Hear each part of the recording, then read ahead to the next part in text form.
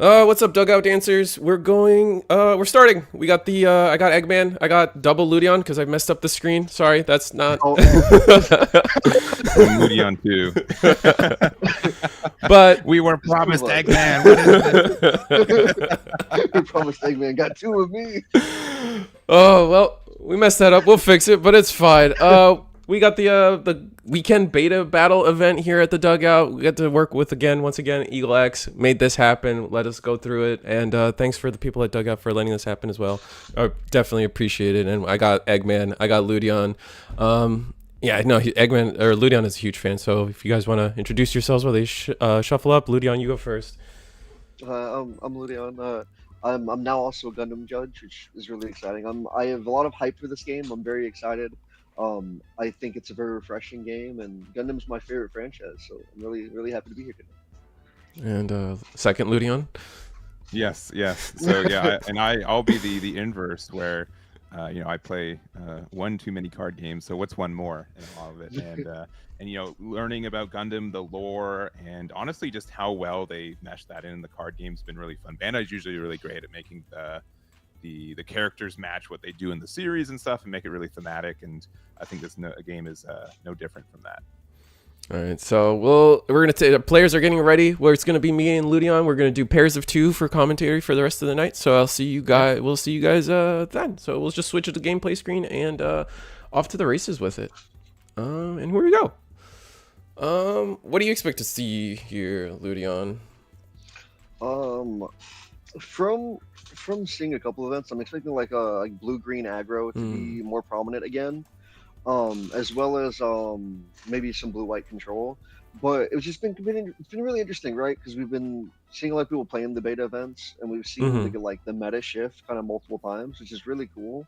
And now that we also have these the demo deck cards, green aggro also got a little bit better with like the Zaku there. Yeah. We've got a lot of like really good stat line. Yeah, here we go. It's probably blue-green aggro. Just gonna flood the board quickly. Because you got really nice stat lines on these guys. You just put a lot of early aggression. Right. But I mean, we've seen a couple cards. Like I think we've seen a couple cards like Citizens Take a Stand really like allow the aggression decks, because what the big thing that stops them is blue white actually has so many. White's the only color with blockers right now, right? For the most part, and they have that wall capability, and even the capability to wall out an aggressive player with bases over and over again. If you're in that blue white area, they have some of the strongest bases, some of the most playable bases. They've got blockers with big butts, right? Yeah. Like you said, Citizens Stand, you can suddenly, what feels like you're in a good spot. Oh, I have this blocker with like three defense, and I have my base here, and suddenly this Zaku is now either going to be able to take out one or both of them. Like if you have two of them. Yeah. But I mean, we It looks like we both are. They're both on the green blue mirror. We are only playing the. If people have been following the channel, we've been doing some of the spoiler cards, but this is strictly a beta kit only, plus some of the demo deck stuff. I think in the demo deck they introduced a couple of the red cards. I believe is the big include for that. Correct, Ludion? Yes, we've got our first look at the red cards with the demo decks, which they're really cool. We have like close combat, which is a command card with like action timing to deal damage. We have the Othram and the Aegis, which can like do the wing thing where it can like attack unsuspended units. But unfortunately, I don't think we have enough yet to really build around that in this beta format. Mm-hmm. And then we can see this aggression is already like crazily outmatched. And it looks like this is green. It looks like it's green white because we have strike there. Oh, so we might be able to set up the blocker wall soon. We're at level 4 now. Did we already use our EX resource? We might have. We might have, because look at this. We've already got what 1, 2, 3, 4. We already got 5 units on field. Mm-hmm. And while they're not, we don't know if we might have a pilot, but that's already like right. We have 4 life already. We need to deal with this. Because without answering this board, we kind of in danger of dying already. Luckily, we have breach. We have our demi trainer, so we do have a little blocker. Yeah, I think we're gonna have to. Our left player here is gonna have to go for board a little bit. We have to start trading, which thankfully breach. We're gonna get at least some damage out here on the base, but we still have this issue, right? That's kind of what this aggro player wants is. They're kind of forcing them to trade into them rather than being able to take damage or take life. Yeah, and I mean we used 2 resources. I mean hopefully we can have another demi. It looks like we're tapping another one for. Oh, we're gonna use the Mula Flaga. I think that is. Yeah. That's the Hawk of Endymion. Oh, Hawk of Endymion. It's the duo command pilot. Where we can use it as a command to either use it as a pilot or use the command to I forget what it was. Actually, I'm trying to get this card up on screen. I believe it's a bounce. Return it to the hand. Yeah, return it to the hand. For 1 resource, not too bad. We've shrunk this board. It was 6 wide, and now it's only 2. It's also interesting because does Hawk of Endymion have action timing? It has main and action timing. So we could have also held. So a thing we could have also done there is just hold on to it, right? Mm-hmm. And instead of using it aggressively here, we could have kind of hold on to our resource, and then like let's say we have an attack coming at us, then we could throw it down. Yeah. To kind of disrupt our opponent's play. Yeah. And then here we have this. Here we go. Demo deck. The goof here is from the new demo decks. And it's fantastic for this aggro strategy because it also makes a Zaku token. Oh wow! And token, I feel like in this limited environment, tokens are gonna be just so powerful. There's just a little less removal. Oh, but we get a base out of shield. Archangel's gonna be really good. If we can, that gives us a card in the hand, and thankfully, now we're gonna need something, right? Like Citizens Take a Stand, or maybe a pilot to for these to hit the numbers to break that base. Right, and that, but like more importantly too, like I mean, we don't have a blocker yet from our green-white player, but being able to be aggressive and defensive with your blockers, as Archangel does allow you to tap 2 to restand any blocker. I don't see us getting that value out of Demi Trainer because Demi Trainer only has that smaller health pool, but to the 1/1. Yeah, we are going to use a pilot onto the breach unit. We're putting I can't see which pilot it is. We got the pilot on the Dom. Oh, it's the what's the Gundam? It's the Shenlong Gundam pilot. Wufei? Yeah. The B, I believe it's the you do not take damage if you have breach from 2 damage or less. So this is gonna work really well, right? We're gonna be able to use this Dom to clear more bodies. Mm-hmm. Another Hawk of Endymion. Again, not really using the counter timing for it, but we're still removing this board, making them have to spend their resources to replay their units. Mm-hmm. And we might have crushed the if we keep going into just trading. Oh no, we're just gonna go aggressive. We are trying to establish the idea that we have game on the flip end, unless our opponent has something like Citizens Take a Stand or maybe a link pair. We've yet to see a link pair come down this game, which is a little harder to do. I do see there's an Amuro in hand. Mm-hmm. Also a Show of Resolve, I believe. Oh no, that's the Jet Type A. Here we go. So maybe we're gonna see a link here. Yup. Or G Fighter. We get to stand to the unit. We can swing here, Gets and rid of then the this base. might just be game. Oh no. Yep, we got down that blocker, and then that aggression was that's able to game. just push through. Perfect. That's what I was saying. We needed to like focus a little bit on like removing our board. We did present game to our opponent, but aggression, like I said, they want you to deal with them because you're just gonna swing. You're just gonna keep turning sideways. Yeah, no, This that is really was cool showing though. that We get was to see so the close. goof. Oh, they just didn't draw like any of their blockers, I guess, from the white side, because like that was the big thing, right? Like if you are like you're playing the white package because you like, especially just for this exact matchup, right? You don't want to get run over by a bunch of one drop weenies. But the only blocker we were able to draw into was the Demi Archangel. Trainer. Or Demi Trainer, yep. Demi Trainer, yeah. And which is unfortunate, but it's also the speed, right? Of because what level is strike? Because they're what, like around 4. So it also takes a minute to get there, right? And I think it was like by like turn 3 we already get like 4 units on the field. And then on top of that, like it was just, I mean, that's the thing though, right? Like I think our big thing is that like the card pool really is limited in terms of what we can have access to consistency, right? There's a couple of cards out there right now, and especially in this in format, it's Show of Resolved and Overflowing Affection. The Show of Resolve allowing us to draw 2 cards, but it's in blue, and white has Overflowing Affection, which is a draw, I believe, draw 2, trash 1, but so you net 0 cards in hand in total. But you get that cycle, which is important.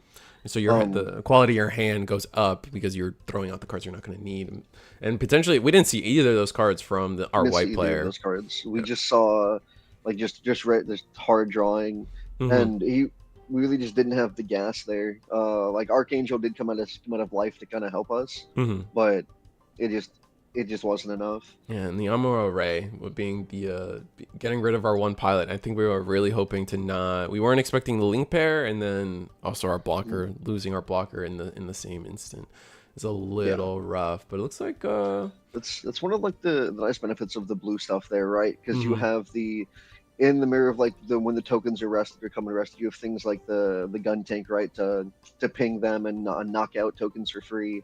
You have the bounce that can remove the tokens, and then we also have like the Amuro link, right, where we're just suspending things to get rid of those blockers is huge. Right, but yeah, I mean, Gundam is a best of 1 game, and we have 24 minutes on the clock. 24 minutes. It was a rush. It was a rush. An aggro game, an aggro mirror, if anything. I think like the other player definitely was more. At least that's the way they had to play it. That's the hand draw they got. So I think we're just gonna take it to a break screen for a little bit. Thank you, thank you, Dugout, for allowing us to do this, and Eagle X for making it happen. So if you guys are checking out Gundam stuff, it's definitely the Dugout, Bandai.com, all that stuff. So we'll see you guys in a minute. 24 minutes for the next round. I'll put a timer up on the break screen, so I'll see you guys then. See y'all later.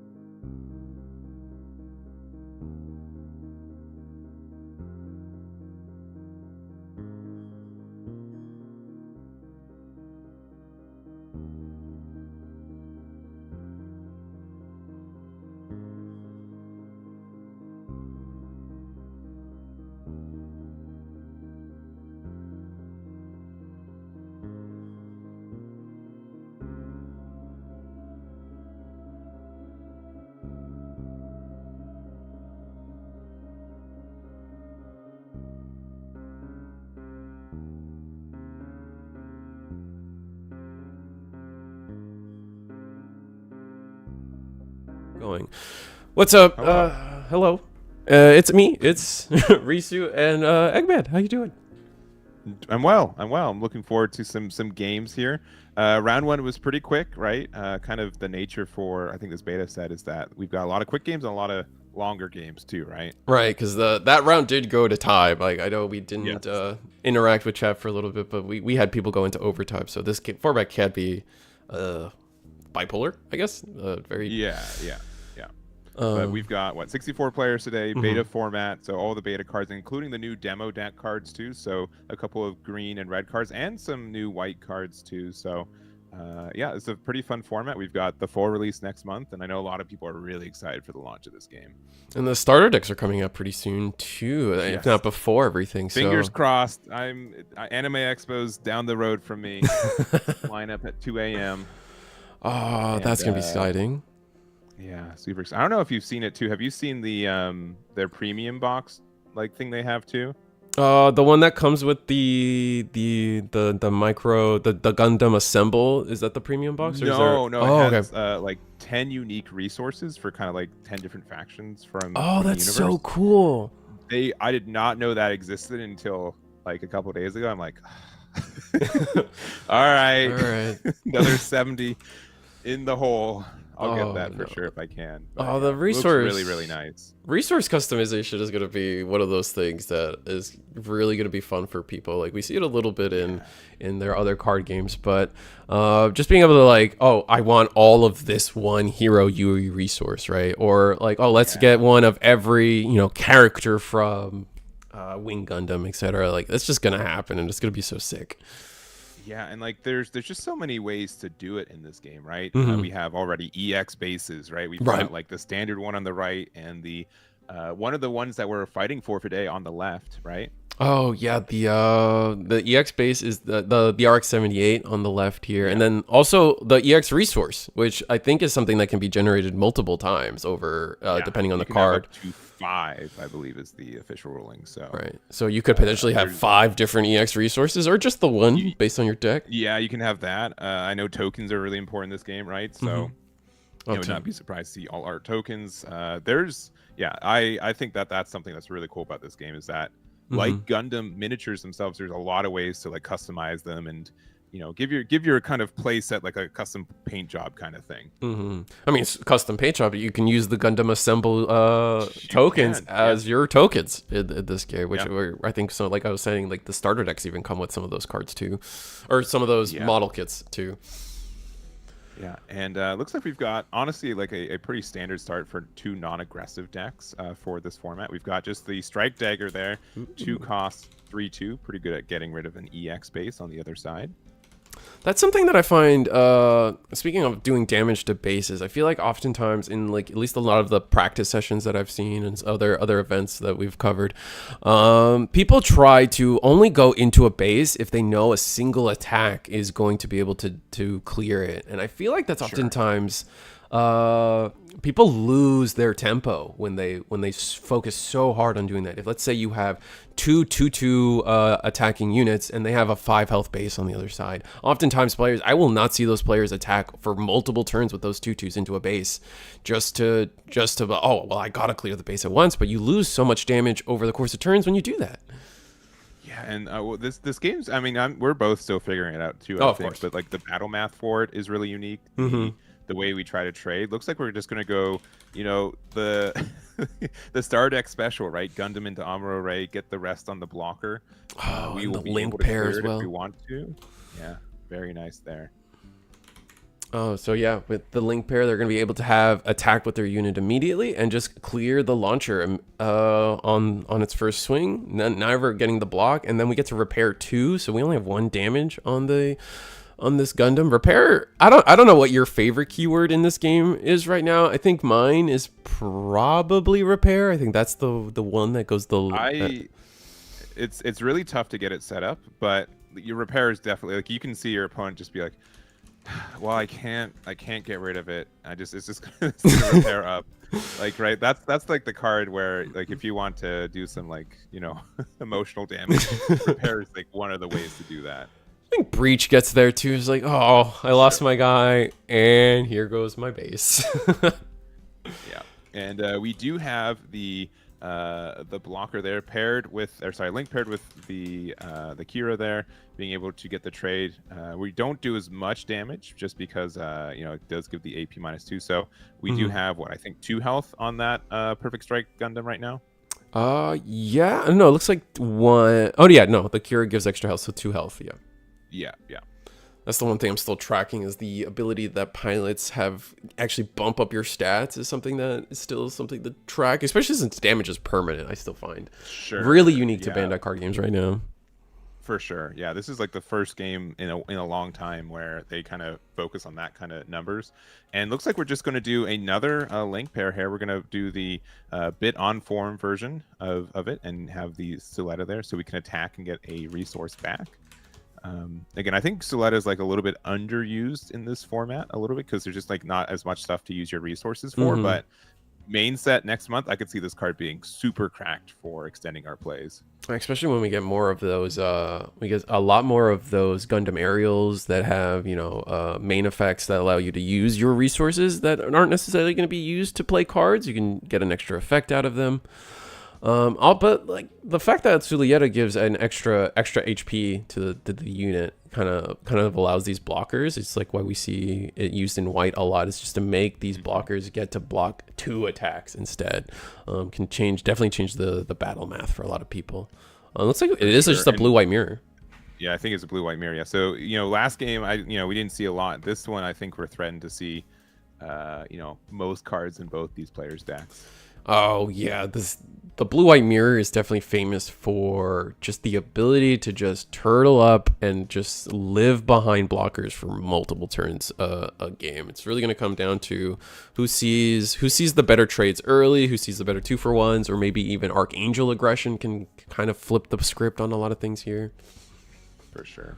One other thing too, kind of about this is the amount of blockers we can set up is just absurd, right? Like I was actually kind of like pleasantly surprised to see other colors get blockers in this game, right? It was almost just kind of restricted to white for this beta set, but now it's I think blue and I think a couple other colors have seen some already, and we're seeing our cards, right? This is like our 5th link pair game so far, and that's pretty good.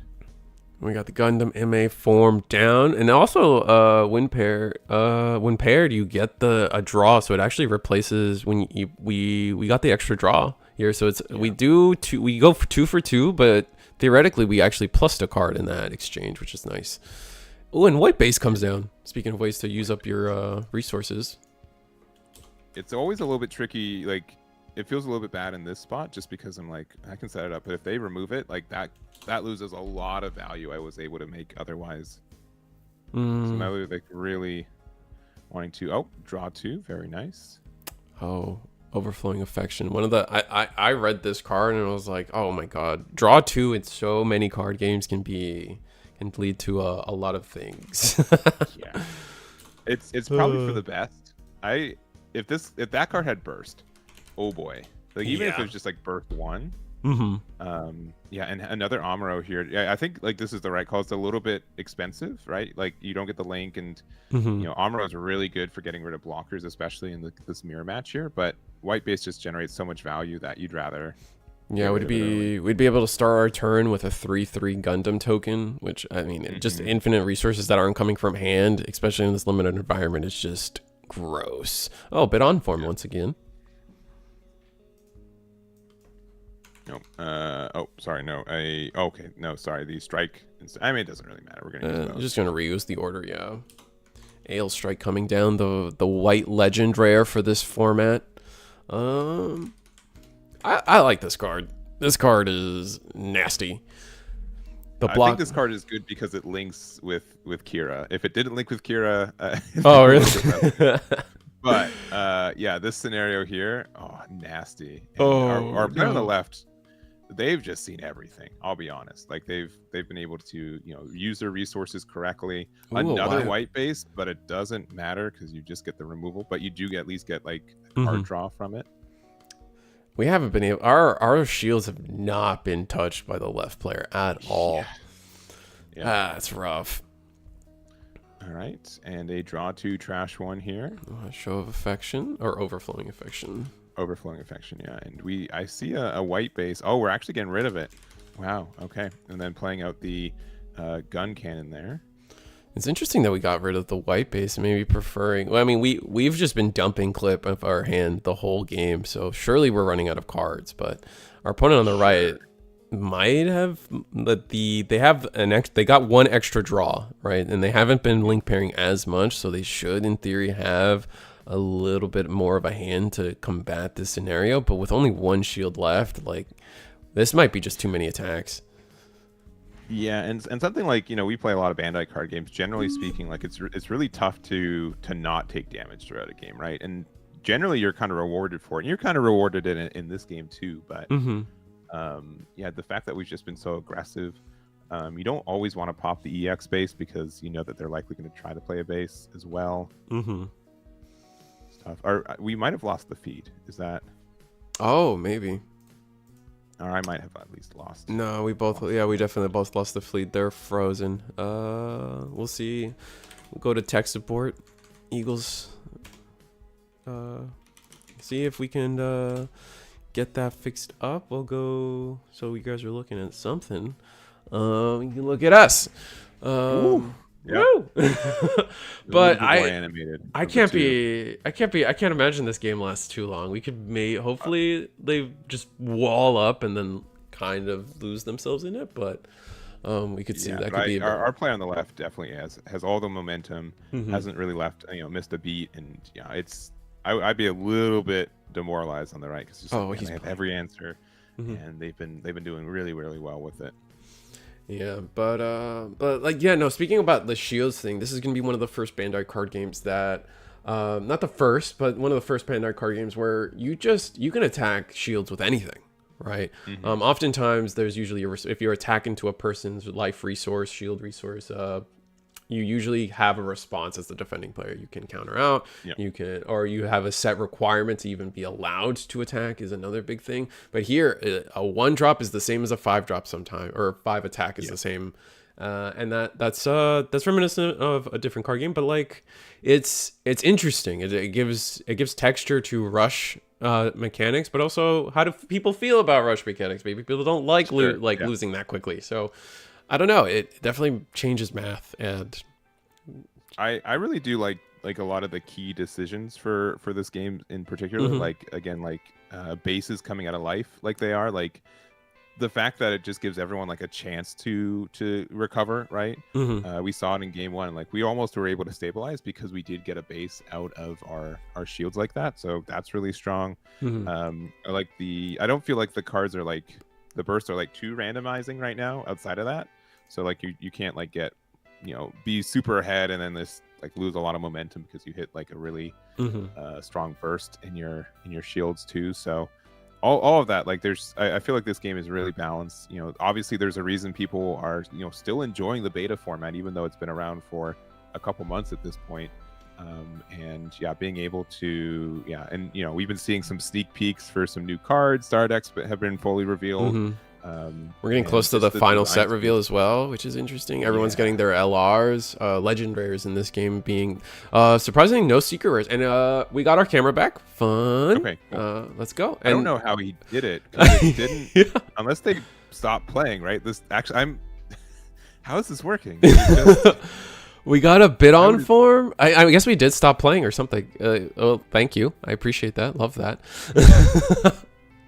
I'm just amazed, right? I thought like we would just go to the next live, it'd skip to where we are live. I'm shocked that we are in a spot where it is like literally, unless like it, no, right? Like this is literally like, no, this is literally the same turn. Yeah, we just, this is, I imagine, no, but this bid on form has damage on it, so some trading has happened. Maybe we did. Maybe the cards were just like so identically next to each other that But I think we both have an additional copy of the Strike Gundam on the board. So. Right. Yeah, I think you're right. Yeah. Oh my god, good old. I love like the derpy Gundams personally. Like Gun Cannon, something about Gun Cannon. He's just showing up to work most of the time, man. He is one of my favorite characters for this set. He's so I mean, it's funny because like the blue and white starter deck is besides Quacks, it is the first Gundam series and the last Gundam series, or like the most recent and the oldest one put together in one deck. So you see like just 40 years of design decision reflect on like just like Gundam design. Yeah. yeah. What is a Gundam? I've already been getting I have to watch my wording because not everything is a Gundam. You have to like they are units. Yeah. Or unit. Yeah. There are units because sometimes they're not even mobile suits. You can't get caught. Sure, you're right. Yeah, I won't say that I'm the authority on that. Yeah. I will let people tell me that I'm wrong. No, same. Right. Oh, we got. It's gonna be a lot of trades, I think, right? If we find pilots on the right side, oh my goodness. Triple. We've used what 2 or 3 Amuros pretty aggressively. Yeah. All right. Just playing out more bodies, and this is really to the point where someone's gonna find their white base, or they're gonna find their the restand one. Apologies for not remembering that one. No, you're good. White. Archangel.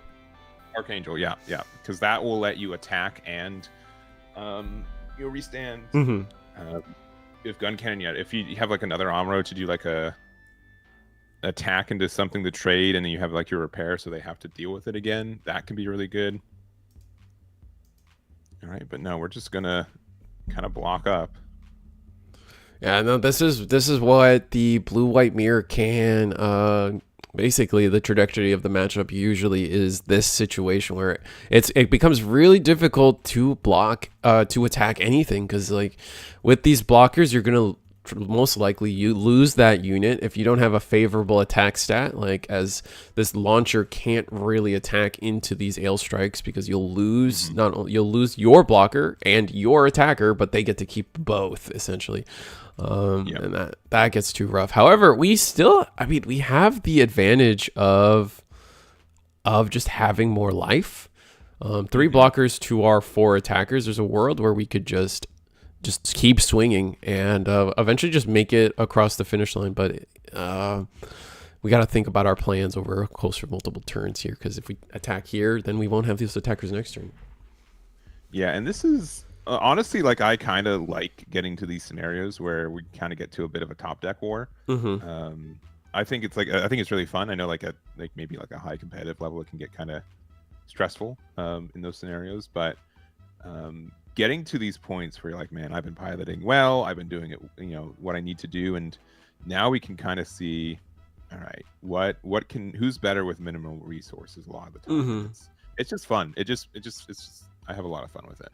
Yeah, and then in this game, the top decking war, it gets so amusing to me because here, a player on the right just drew their second card. That could just be a link pair now. They just top deck a link pair, and that completely flips the script on what the fight is going to look like going forward. Both players are at 5 units on the board, and they're going to be the cap in this game is 6 units on board, which is very unique. Generally 5 is what I'm used to. So six is an interesting number. But. I wonder if there's maybe Ludion will inform us in the next round, but I wonder if there's a lore reason for that, or are usually the main team 6 people, so they other franchises it's 5 people plus the extra person. So they're pretty good at theming their card games for those kind of scenarios too. So, but we also have 6 shields as well. 7, which 6. I think wait. I mean, technically we start with 6 cards in hand because we draw one going first as well. Which also I found that is also a divergent to most card games, is right, getting to draw at the start of your turn, or you start of your first turn is so interesting, but it is recompensed with the fact that your opponent gets to start with the EX resource, which increases your level in this game. Before we had the full rules, I was playing a couple games with some revealed cards and not drawing first. I'm like, man, this why do I want to go first? Everything sucks. Why this just seems strictly worse. Oh yeah, I remember like my favorite there is like a spoiler season of card games where we just know the cards and we have to look at them and start making up the rules. Sure, yeah. Like cuz like things like oh, damage is permanent. Like that's not something that's necessarily given to you. I guess you see that repair, once you see that repair is a keyword, you're like, "Oh, maybe damage is permanent." So, but like there's so many things. Or how does a dual mobile pilot work? What is an action step? What is a main step? Yeah, I know. Like, yeah, action step. What threw me for a loop was there's an end of turn action step kind of place where Oh, uh, that's pretty unusual for Bandai card games, I find. oh, white Ooh, base Archangel, that or that Archangel. might have won you the game. That card is really good in this scenario. Oh yeah, because now we can, if we have potentially the link pair for our Oh, okay, wait. Okay, back to back Archangels. nice. Oh, but then we get to so we get the restand. So we got the free aggression essentially into the EX base, and now we restand our pilot just fine, or our unit just fine. I think we're just doing some resource math to make sure everything tracks. I think we spent 1 on a GM, 3 on the base in total, and yeah, this lines up. We got 6 units. We're good. Yep. Our Hitting a base off of shields just feels so, so great. Here's my only issue. My only issue when doing it. Whenever I draw that card off my shields, it's almost guaranteed to be a burst card. I'm like, oh come on. that's why we don't play those. We just show resolves over and over again, and then you're happy that you got it. Show resolve. Oh yeah, money. We're up, but everything else just a little unfortunate. Yeah, so I think our player, we're still trying to resolve if we're gonna attack at all. Going in with the gun cannon, gonna take some damage onto the white base, and this is something I really love seeing. Personally, I don't like to see players only attack when they can clear a base in a single attack, because if you can do some chip, that just increases the value. Now potentially these GM Gundam, or yeah, the GMs can go in and hit this base and actually be a threat to it. Instead of just being these little attacks that your opponent could potentially ignore, like we did with the first attack, the gun cannon's attack, if you want. We get GM. And so we have a board full of a bunch of 4 AP cards, and unfortunately, there's a 5 AP or 5 HP base on the other side. So if we have like a way to, like if we have any pilot to put underneath our Gundam, we will be able to, buff up the board by 1. Oh man, yeah, we mix the Rizal, the L Strike, all these cards like 5 AP. But yeah, that's really tough. Like honestly, like it feels like in this game, like you have either 1 AP, 5 AP, or like all anything 10. that's not 5 AP like rounds down to 1. You know what I mean? Our hand is not looking great though. We do have we have a base, so we could try to get a little greedy and replace our Archangel with our Archangel in hand to potentially draw our top shield once again. Maybe that's a unit we could play, or maybe that's the link pair we could play. We do have oh, okay, so we do have the Benager, I believe. Yeah, Bonager, yeah. Love this card. I really want to make a Unicorn Gundam deck, and we've seen a new LR recently for the deck too. Such a cool effect. Like I love just being able to cycle cards, and this deck definitely has like a solution where you will always have like a Bonager in your hand. Oh, it's so good. +2/+2 is such good stats. I mean, it is. Yeah, no. I also want to make the Unicorn deck. Unicorn is probably one of my. I think it's not my favorite season, but I think it is the best season of Gundam. It's so good. Yeah. And it's I've taken, there's a Gundam Unicorn in Tokyo I've taken a picture with. It's like one of the first model kits that I've ever put together. Like just a lot going for Unicorn. It's so cool. But looks like we are going to try to get some value out of our current Archangel potentially. We're going to attack, and I think we just have enough attacks. Yeah. Losing that extra blocker might yeah, and that's just game. Player on the left takes it. Yeah. Yeah, and it was mostly being able to return something to hand with the Bonager, because I think they were talking like I could have put the Bonager underneath the the Gundam, and I would have had like bigger attacks and stuff. But just the fact that I had enough attacks to go through it got me there. But Yeah. yeah, this game's really the end game's really weird for this game too, where Right.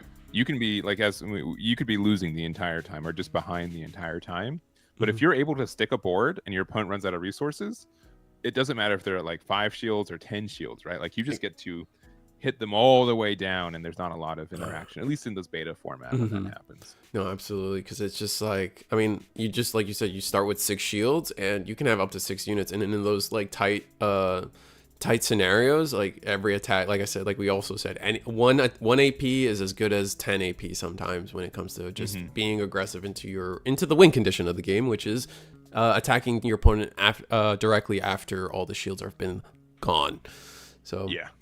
that being said, I think we have 10 minutes left in the round, so that actually took up a good amount of time. Pretty quick. Yeah, not too bad. Yeah, so we'll go back to a break screen. We're gonna get you guys ready for round 3, so you guys know we have a projected 6 rounds today.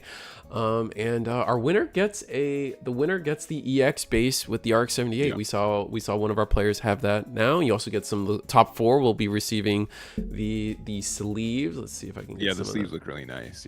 Yeah, so you get the sleeves, which we're also given at the big beta events here in both Bandai Card Fest last year, or no, the Bandai Card Fest Orlando last year, and I think there was another beta event in the States. I forget which one it was. Maybe I'm making that up. But I might have most of these things already.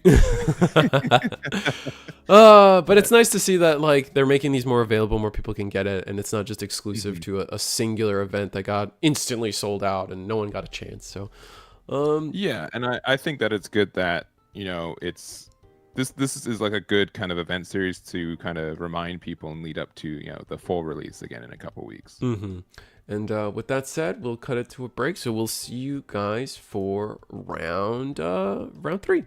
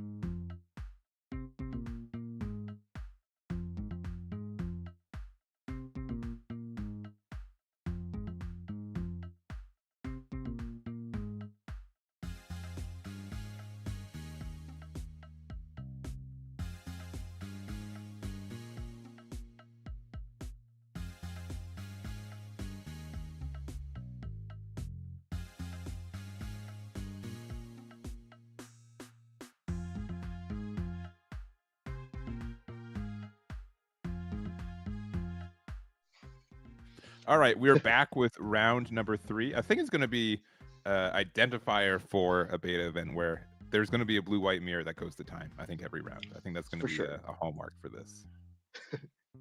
I think so too. I think it's a really good deck, right? And we're probably gonna see a fair bet of it.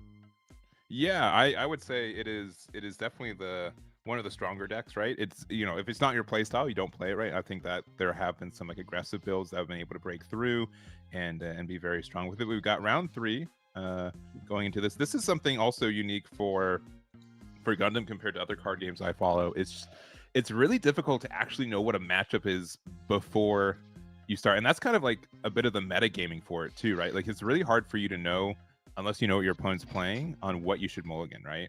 That is true. It's really big, right? Because there's no leader, and there's no like indicating when they go first, like what to see until they play their first unit. Yeah.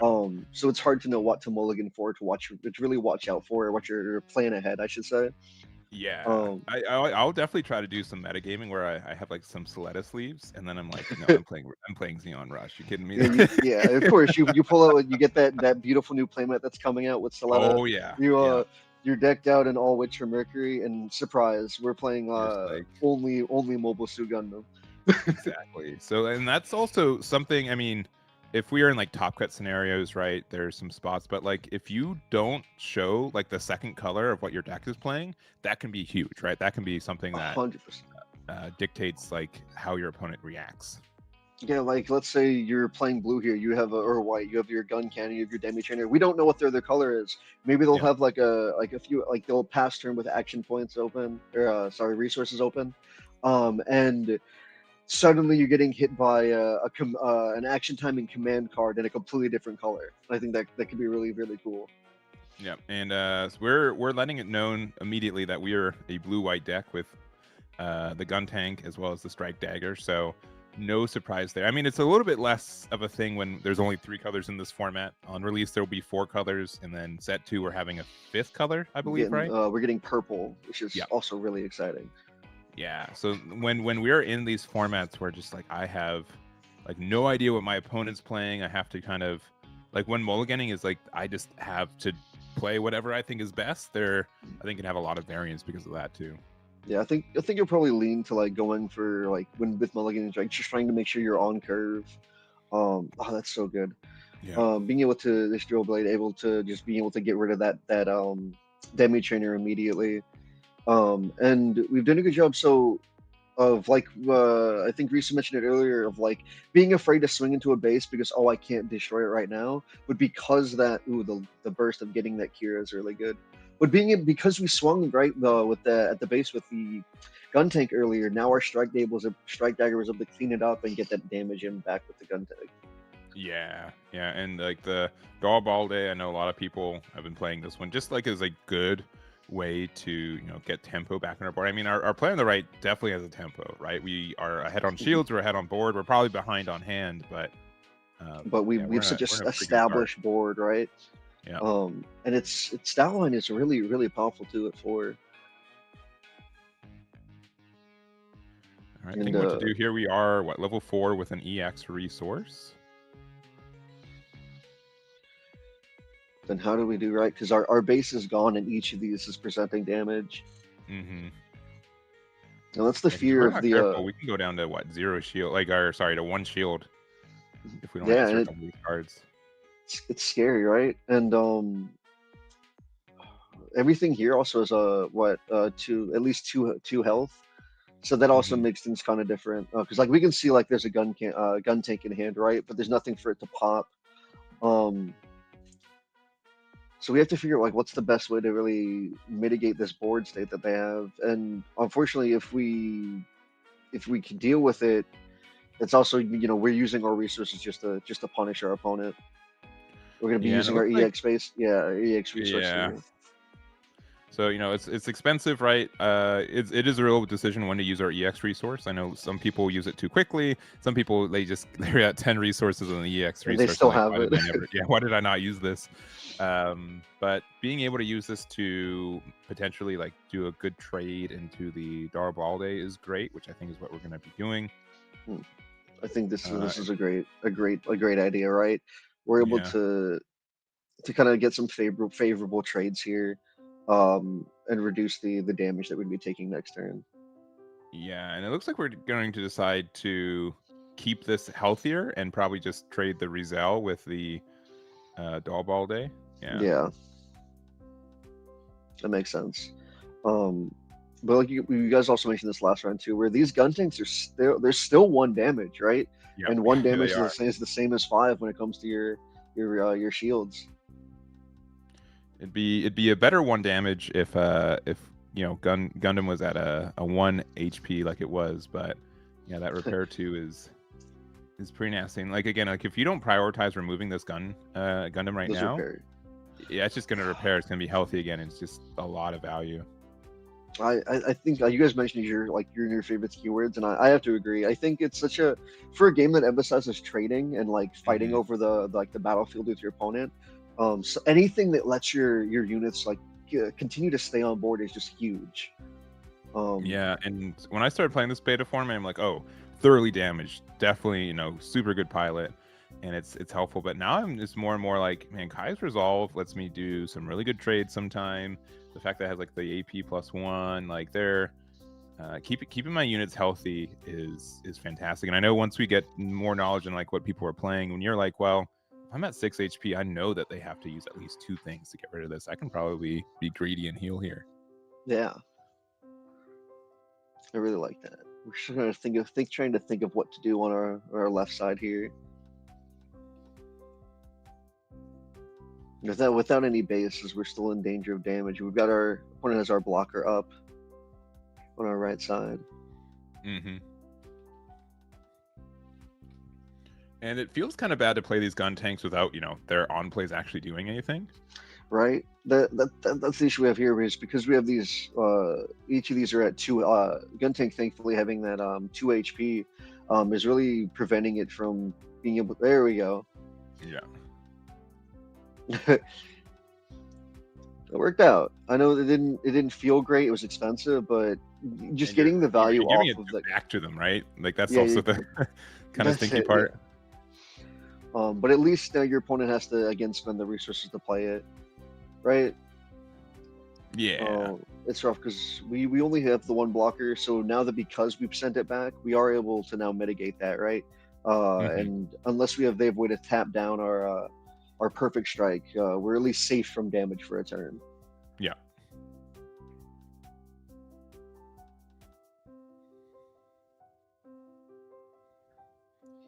I love that we got the reveal for the 3rd strike, because we have our launcher strike, we have our perfect strike, we have air strike.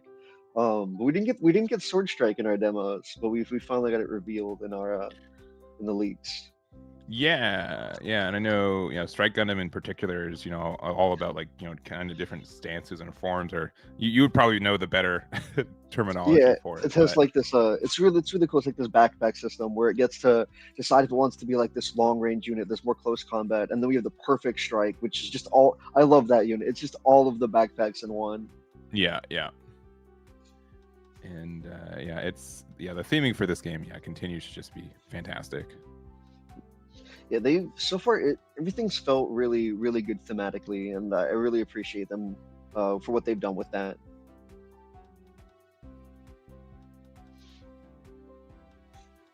This Gundam's back to full health, and without any pilots here, we really can't get an attack in, can we? Without all right, not gonna block. Okay. Man, there's so many times where I'm just like, man, I wish I could grab that card that got hit out of shields. Like Right. it's so tempting just to be like, oh, it's mine now, but I want it. I want it. I want that L strike. I want it so bad, yeah. It's very curious why we did let the attack through, but then maybe we can trade more favorably on our turn.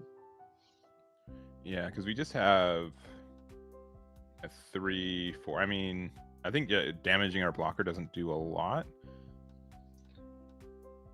Because if it was a trade, actually, yeah, because it was just a 3-4, and then we have our 4-4 blocker, right? Our 3-4 blocker. Perfect is 4-4, correct? Oh, it's 4-4. Yeah. So Actually, then I'm a little bit curious. We didn't decide to just block, right? Because it would have been a Oh, you know diminishing. what? I mean, we didn't have any open resources, right? But maybe, or did we before we played the gun tank? I mean, the gun cannon. Oh, Because maybe that's the case. Maybe they just knew because that because we because put it remember back we did. in hand. Yeah, we did put the gun tank back to hand, right? And at 1 HP suspended, our the gun tank would take us out. Gotcha. I think okay. That's a good call then. Knowing that that card's in hand and that it would have been a cleaner trade. Yeah.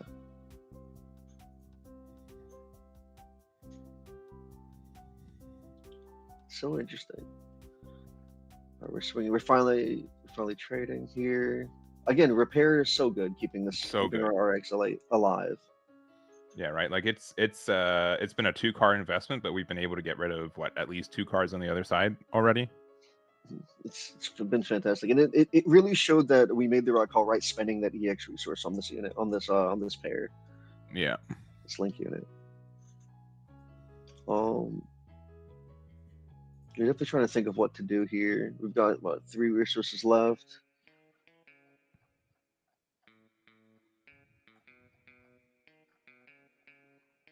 Finally getting rid of their EX base.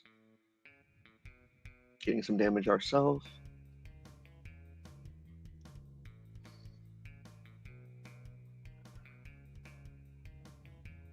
I think we're trying to decide if we want to draw some cards or play our blocker. Yeah, we're playing our blocker.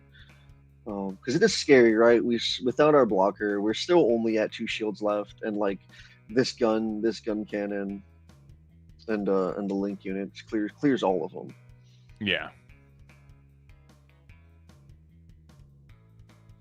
And that's like where like the tempo for this game can be kind of tricky because like you can really successfully stall a game at like 0 life very easily in this game, right?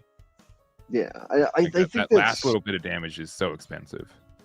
all that matters is that last life. But Yeah. it's so it's kind of refreshing too, right? Because with especially with these like controller, these like blocker focused or more control focused decks, there's there's not a lot of card advantage or card draw right yet.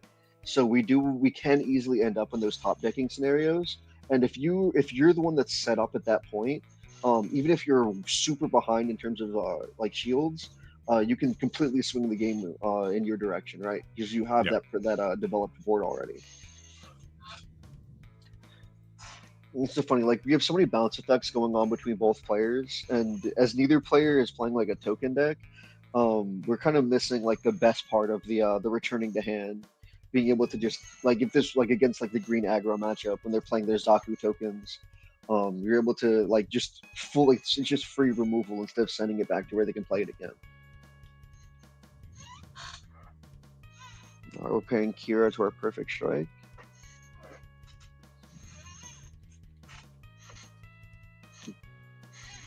I do love Kira's effect. It feels very like on brand or thematic for Kira to be able to prevent the damage he's being dealt while he's being Yeah. aggressive.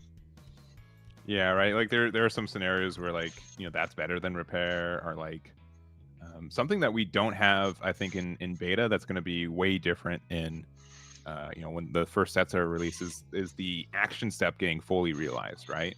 Yes, I think that's something I'm most excited for this game, and then something that really kind of sets it apart is that we're going to be able to interact with each other on both players' turns. Yeah. During every attack, the end step action timing is huge. Like we saw the Hawk of Endymion in the previous like round 1, right? You Hmm. can do it at the end of your opponent's turn to just send the unit they play back. And like you set up a demi train, you're thinking you're safe. You go to end your turn, boom, it's gone. Oh yeah, there we go. Archangel could make a big difference here coming out of our shields.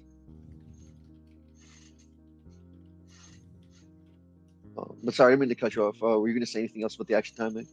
No, that's just really it. And like when we have like the like red, that's like one of its biggest identities, I think, is that we do have a lot more of this like give ourselves like the extra AP, or I've been definitely in Or these times where I'm like, oh, I get this really nice trade, and then what, an unforeseen incident, I believe the card's name, yeah, and then giving we me also the have AP close minus combat 2. too. We have we have Yeah. the AP -2. We have the close like the just deal damage during action timing. I really like close combat.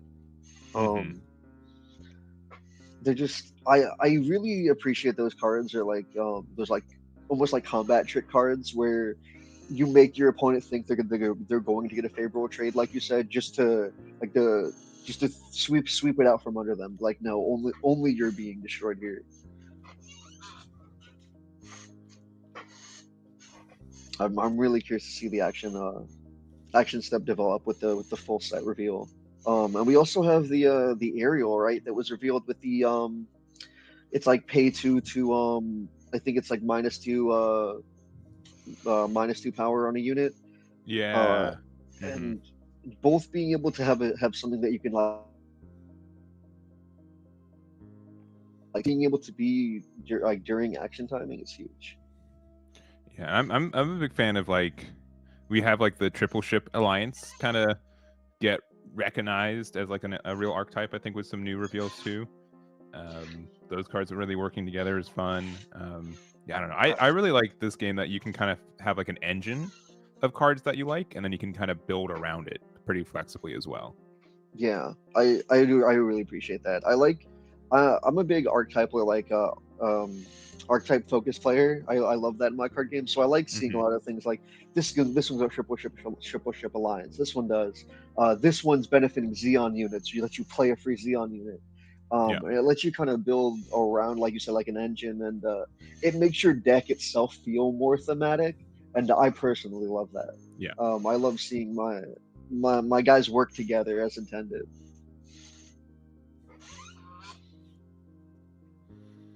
All right, just deciding what to do. This We're has on been what? We're also on just like a level 6, so we're not even like that deep into a game, huh?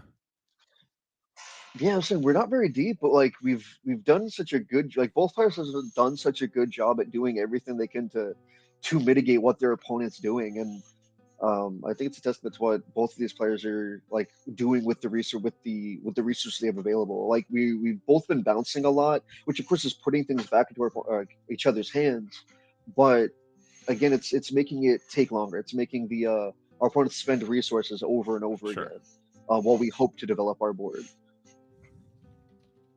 And thankfully, look, we even got rid of the white base before we were able to take advantage of making a token. Yeah, Oh, and we get a we select gave him a out of Soletta, life. so that's Soletta is like really good in like I'd say when you're around like level 7 or 6 because it lets you extend those plays. Once you're at like 10 resources, it doesn't really do anything, right? You essentially generally have enough Don't resources to need do it. anything, Yeah, but these little turns where you can extend your plays is really nice.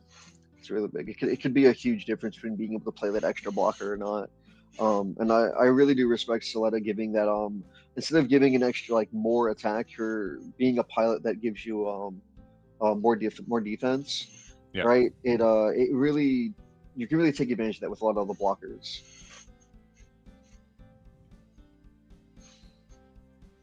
Question is, do we have? Because I feel like we really do want. There we go. We mentioned that earlier. We sent that gun tank back to their hand. We knew where they had it. So as soon as there was a big unit with 1 HP left, our cute little gun tank came out and took out our air strike.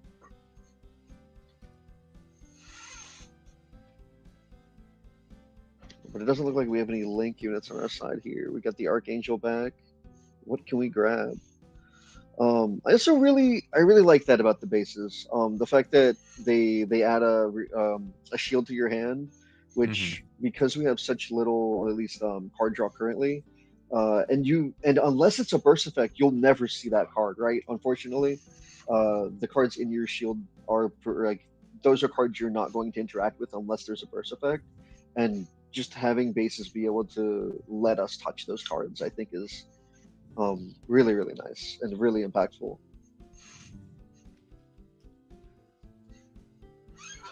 right. Well, kind of like again, like this is why we joked at the beginning of this. Like you'll always see this Blue white this kind of end go to game time. scenario, right? Yeah. It's just I need one more attack to be confident to go for game, and I don't have it yet, so I'm just gonna leave everything standing, play another blocker, and pass if I have it. And then, but now we have to worry, right? Because we're so close to the finish line. But now, if our opponent can stabilize, we might just run out of the resources to Yeah. be able to cross it.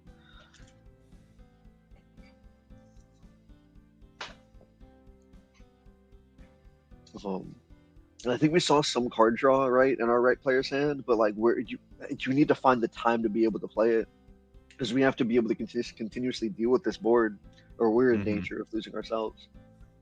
I can't believe how resilient that Gundam has been, though. It has been. It was played on what, level 4, and it Yeah, has continued to be on this board this it entire was, game. and it was because we went second too. It was like turn three.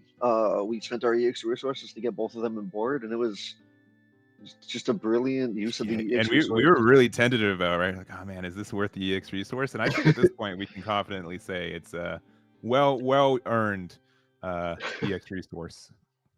For sure. It's probably been the most impactful card used in this game so far. Yeah.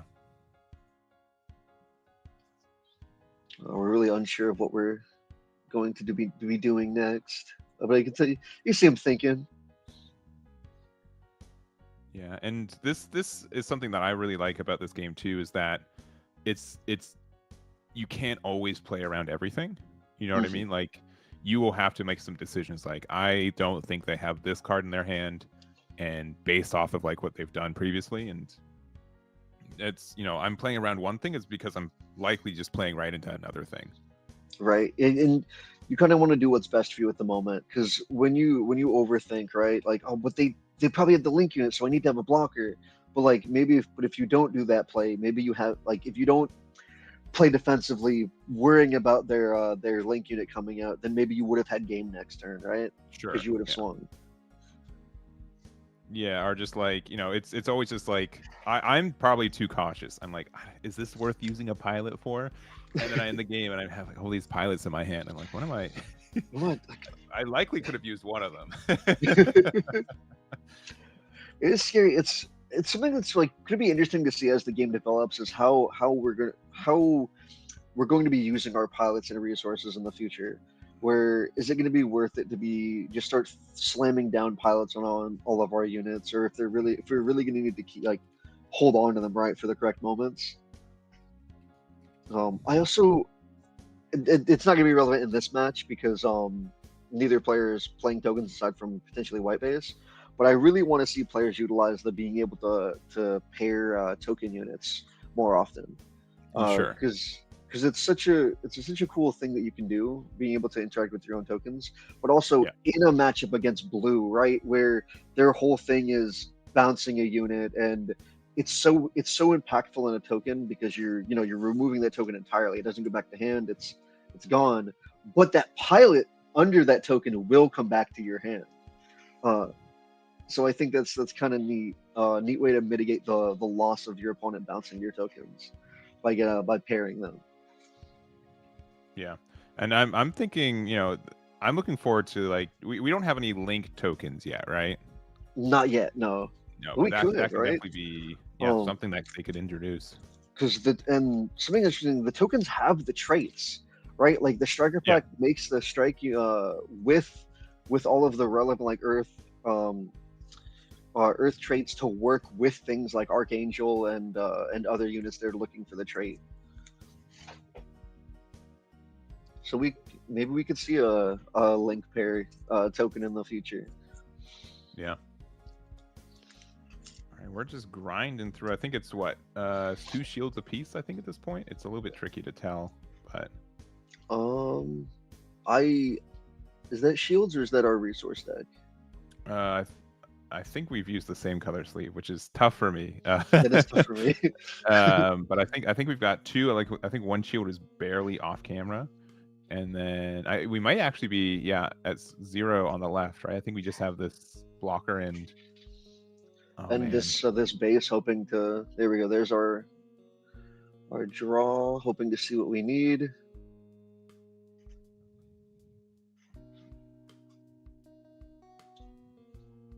That's good. All right, I see we got an Amuro there. That's actually this could. Do we have enough resources to play our gun tank Amuro pair?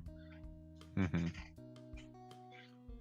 And again, I that's mean, what we're talking about. That just we didn't have anything, right? We didn't have something to do, but by playing our base and adding that shield to our hand has now given us potentially an out, right? yeah, I really like the base mechanic in this game. The fact that it's defensive, the fact that you're able to like draw a card if you like really need to, right? The the risk reward for it is really really interesting for a card game like this. And then so it's like, oh no, I lost a life. Yeah, but you got a card to your hand. Yeah. And I think Yeah. if we have Amuro, I think we get there, right? Yeah, because we got the Amuro off the Archangel play. So Yeah. that's what I'm saying. That's so impactful. Now we get to rest the unit. And now do we? I think we get to go for game, right? We do 4 damage here, Yeah, I think 1 damage here, and then 3 off the strike Yeah. layer. Yeah, I'm there saying it is. that Archangel giving us our pilot saved us. I Yeah. think that's so cool. Yeah, for That sure. was such And a intense and close game. Sorry, I didn't mean to cut you off. no, you're good. Amuro is such a good card. I mean, which is fair. Which I mean, of every pilot in the series, right? It's pretty fair that Amuro is a strong card, right? I think that's not out of character. But yeah, just resting blockers like that, being able to get your pairs, like that's like gun cannon being able to be so flexible with who you can link with too. Yeah, yeah, I it's love that. Like, I Yeah. know we got the Zeta set coming, and I'm hoping we see Mhm. like how we have the with Gun King being able to use like the Earth forces trait. I'm hoping we see a lot of that in the Zeta, when Mhm. there's gonna be what's called the Anti-Earth Union Group, or the AU. And I'm hoping we get a lot of units that can link with the pilots there. Yeah, I'm sure like both thematically and just in this game, there could be like an archetype where it's like literally everything can link with something. Like they'll probably have to be underpowered for some other reason, but like that flexibility I think would be really cool for being able to switch out. I mean, we haven't really even seen the game's not even out, right? So we can't It's not even even out yet. the ceiling's so high already, but I think the space for this game has there's a lot you can do with the cards, and I'm really impressed with what they've done already with them. Yeah, it's everything we've seen so far has been like incredible, and it gives me a lot of hope for both this game and the future of the game too, because there's so much they can do, and so much that I'm trying to think of the words to describe that. Uh, I'm just very excited for the future of the game. Yeah, and it's as someone who I play a lot of card games, and it's just like for me to be excited, like I think the bar is a little bit higher than average for me to be excited about something like this, but like being able to sit down, being at like the beta launch event and checking like how much energy that is in it. I know that Bandai is like really passionate about this project and like the just Gundam in general. So which is why they've been doing some of these like unparalleled, like, oh, we're switching with the like the figures, and like they're there's a lot of opportunities that they're taking advantage of. Yeah. It's such a wonderful IP, and like I love to see, like you said, all the events that they're doing for it. And like I worked the Gamma event, right, Mhm. where we did the Gundam demos, and then you came over to my table and we built the assemble miniatures. Yeah. And I think the other booths were jealous. We were the only group with a line out of like coming out the door, like sticking out the door to come in the Gundam line, and that it made me unbelievably happy to see how many people were excited for this game. Yeah. And I hope that hype continues as we hit full release. For sure. I mean, it's I think tickets for any event are so limited, right? I know a lot of people just getting their beta boxes, right? That's been a bit of a scramble. Yeah, it's been tough to. I think they have a good problem where people are definitely interested in this release. So, we've got. Oh, go for it. No, I would say I appreciate with that, because like so many people want product, and they did that P Bandai release where I think it was that lottery system where you could like I think I got in to get one booster box and the assemble seed starter deck. I like that they've been doing stuff like that to help people get product that they want. Yeah, because like I mean, you can only be so confident about a release of a product, right? So you have to hedge your bets a little bit, but I think they definitely have, again, the issue where this game is way more popular than they were likely expecting from the get-go. So anyways, we are done with round 3. Round 4 is going to be coming up shortly. This might be a 5-round event. I'm being told that we might have just a couple more undefeateds left, so it might be 5, but I think we'll take a break. Anything from you, Ludion, before we take a little break? My last thing was going to be is because of how popular and the amount of hype in the game, as a Gundam fan, it makes me really excited, because I think I'm excited for both how fantastic the card game plays and because it's my favorite franchise, right? Yeah. And I love that the game itself is so good that it's bringing people into the Gundam franchise, Sure. which is that's incredible to me. Is that we're finally we're pulling people into a franchise that's it's not the easiest to get into, I think. Yeah, and I would say, without even be reductive, right? Generally speaking, as a Gundam fan, you build Gundams at home where you have all your tools and stuff. There's not a lot of like opportunities for meetups for like-minded Gundam fans, right? Because you don't like, if you're trying to build a Gundam, it's like usually you can't do it in one sitting. You want all your tools, right? It's not something you go to a card game store or something and build your Gundam, right? Now you have these opportunities to be like, I'm gonna go to locals. I'll see people who are fans of Gundam, right? If I've got like a mini project or like one of the starter deck minis, I can start crafting it there. It's a big opportunity for the franchise to have people be more social and public with it, which I don't think they've really had that before. Yeah, it's definitely opened up more of a community for Gundam fans. I think that's incredible, and it's something that we've I think Gundam fans wanted for a long time, right? Yeah. But when it's like so specific, right? Like, I'm sure there's like a lot of auto mechanics who want a meetup, but the garage is where all your tools are at, right? You can't just move around with it. So, anyways, we're gonna take that break though. We'll go into round 4. We'll see. I'm not sure what decks we have left. I'm sure it's gonna be mostly a lot of blue and white moving forward as expected, but we'll see that when we get there. So we'll be back. We'll be back, y'all.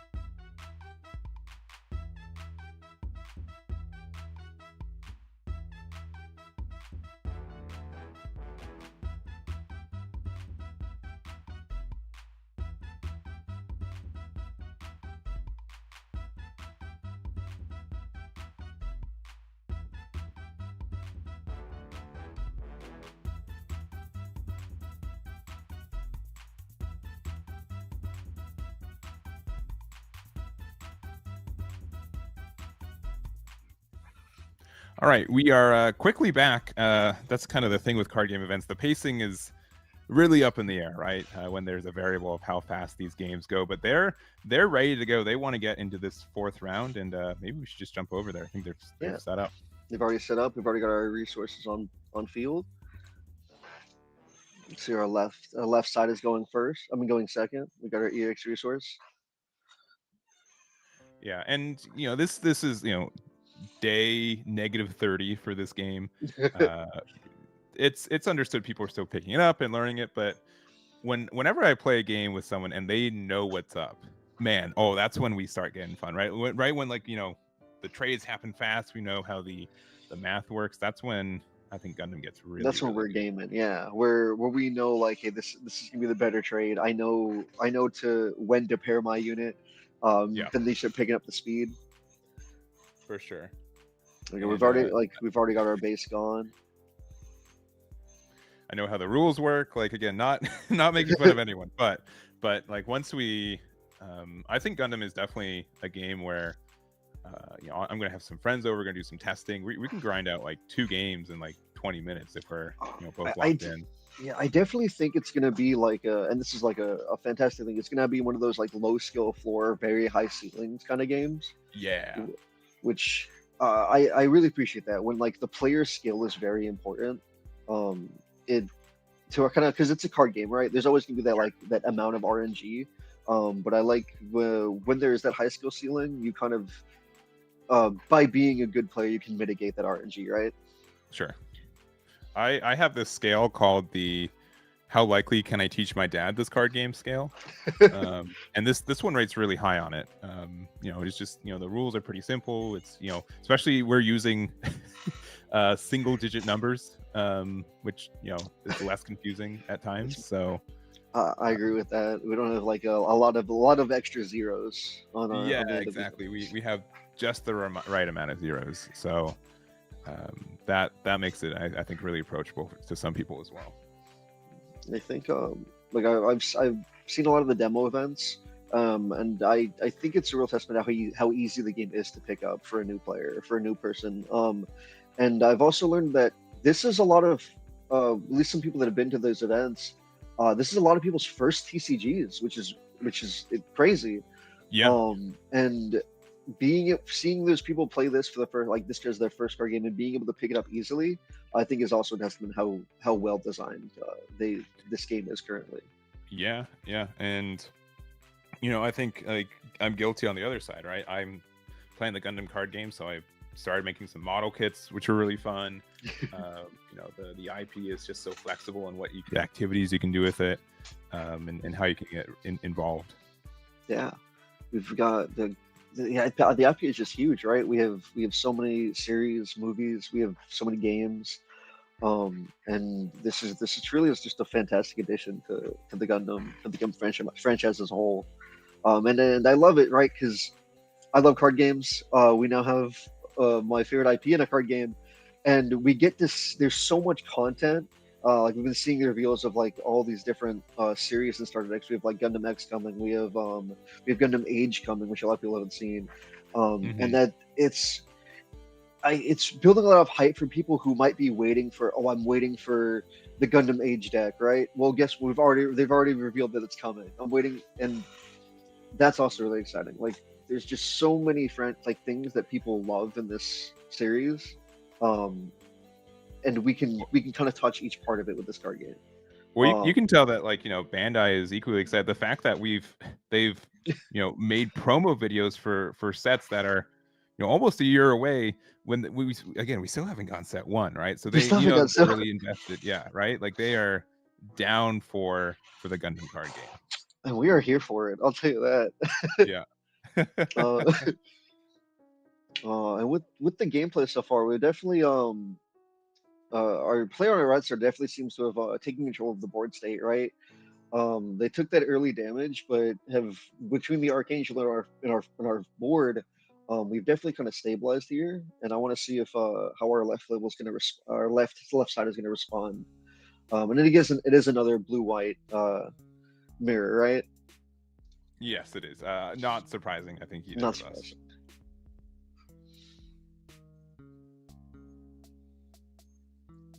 We've got the bounce. But again, we bounced a gun tank, right? And that's something we need to remember that hey, we've bounced something to hand that can damage a rested card later.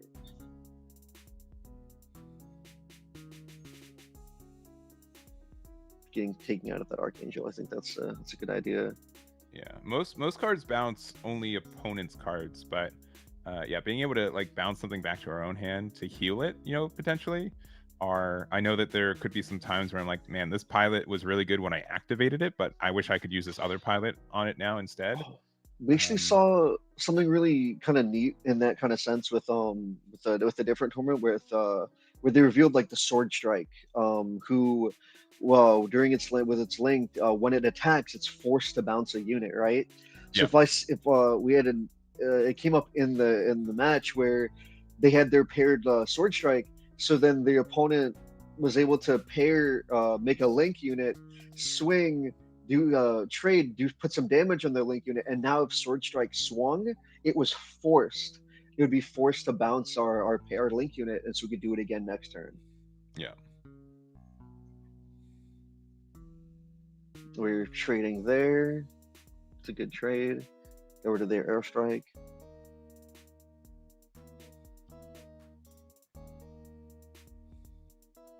Going what? Let's do that. All right, so we've got our airstrike. We've got a gun cannon on the board. I think that's good, right? Draw two and put one in our trash.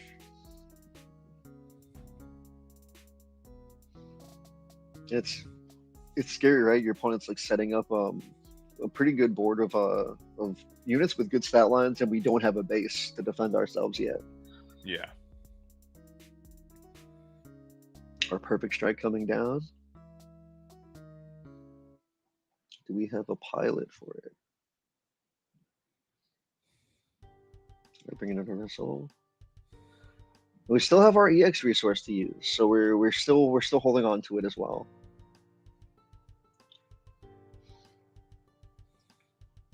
I think the EX resource will also like come out pretty well with the action timing, because if you use your EX resource on like an action timing card, I think that's something that people just won't expect.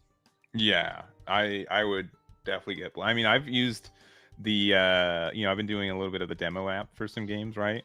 Mm-hmm. And it's not always the best play, but sometimes the AI will hit me with that. I'm like, that was I was not expecting that. That's like a free trade for you. I feel way behind now. Yeah, it's because you don't think, oh, they wouldn't use it, right? They're holding on to it, and then it just catches you off guard. For sure. And we got our white base. Do we see if we force any kind of trade here before we use our white base to make a token? That's another thing. There's a lot of cards where like the sequencing of your turn really matters, and I think that goes with that skill ceiling, right?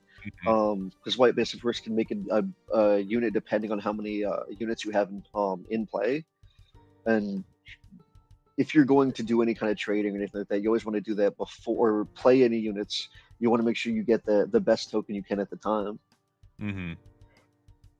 Yeah, I think that it is it's definitely going to be like the week one learning curve, right? The fact that like the action stuff doesn't really happen. There's not like a lot of like burst effects that really change the state that much. I mean, some people have been learning, attack with your small attacks first in case there is a base for or your 5 AP to go into. But yeah, that's a big thing, right? Because we don't have like a turn order stuff. Like it's not like battle phase, main phase, right? It's people will probably lean into learning to, oh, if I'm going to attack into shields, I should do that before playing any units, right? Yeah. And we got our beautiful gun cannon token. I can't wait for the assemble miniatures. I'm going to be that person that is going to bring all my minis. More to you, man. That is, I think that's really cool. And the thing is that they do support it, right? I could see, some people it not be supported, but I'm really happy that it is. Yeah, I think, because it kind of blends the hobby together, right? When you get this little mini that you get to put together, it comes in its own little runner like a model kit does. You can build it, and I gotta say the assemble miniatures are fantastic. Like I wasn't expecting to be as detailed as they are. And as easy to build as they are.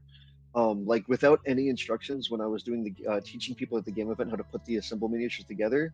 Um, e- every like no one broke anything. Everyone was able to just put them together with minimal help, and Sure. which is incredible. Just they just snap together.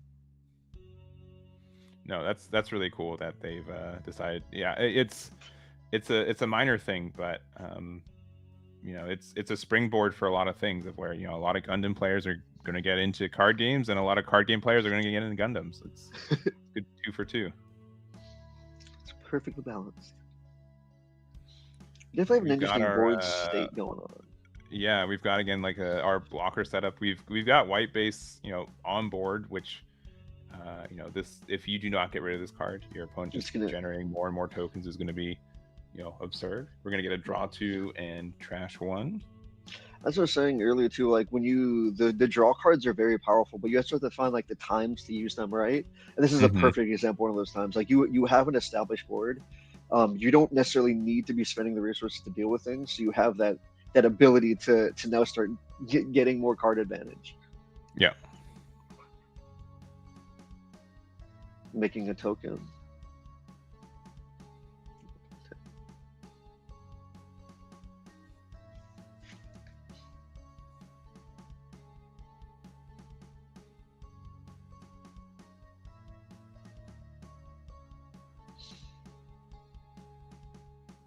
Oh, did we just bounce the blocker?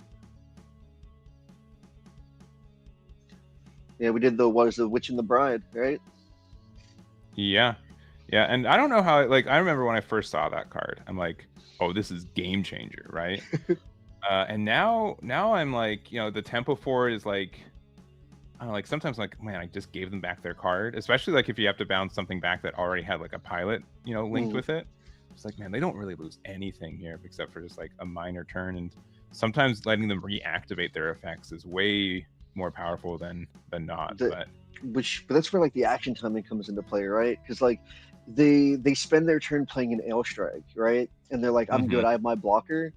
And then you end their turn, go, I'll bounce it. So they've effectively had a do nothing turn, right?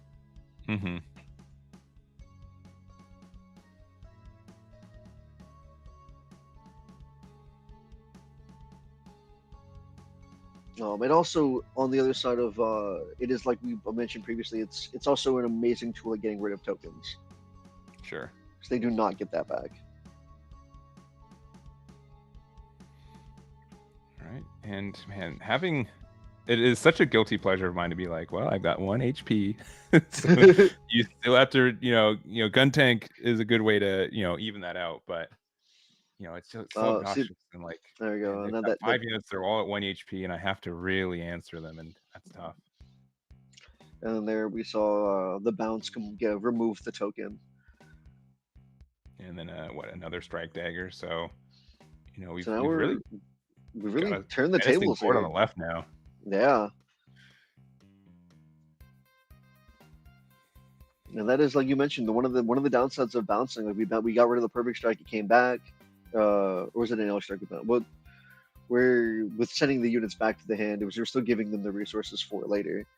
And our Gundam got to repair itself, and now we have the same issue, right? Is can we deal with this gun, the RX, or is it just going to heal itself back to full?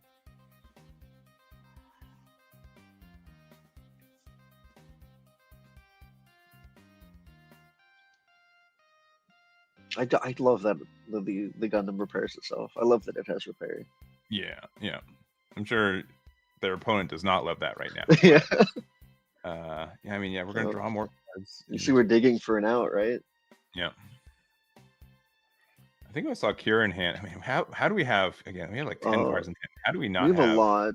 I know I see Soletta there. I see there's a perfect strike. Yeah.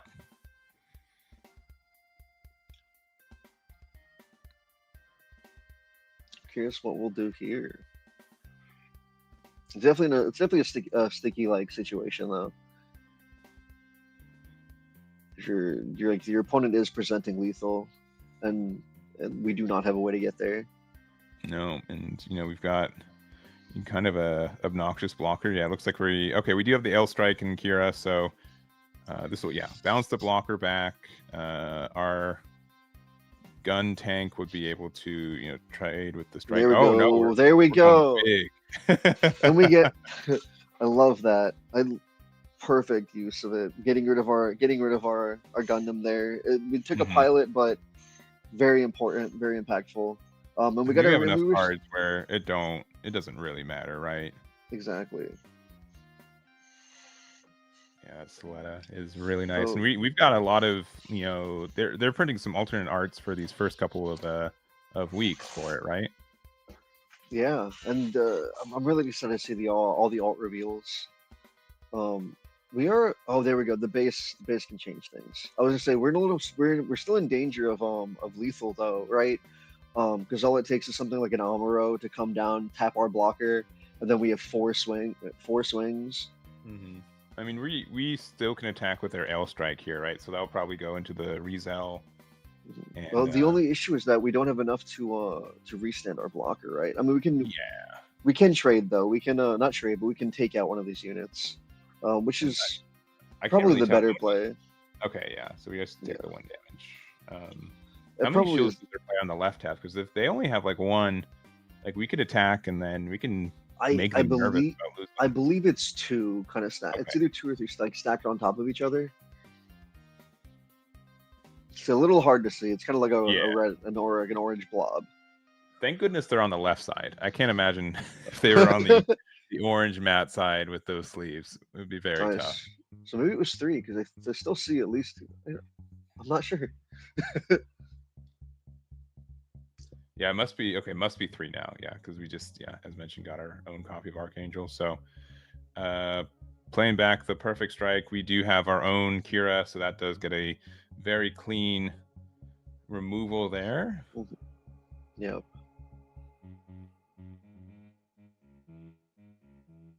And is our base safe?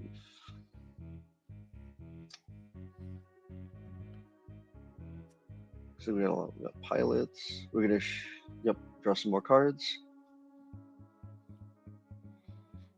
Well, so that is definitely one of the benefits of blue and white is getting access to that card draw in this beta set. Yep, and we have the Boninger there. I love that card. +2+2, yeah, makes it a 6 attack. Putting down to 1. Okay, it looks like on the orange side it is currently 2 shields plus the base. Gotcha. Yeah, so we're pretty bunkered up, and we're down to 1 shield on the right. Looking dangerous.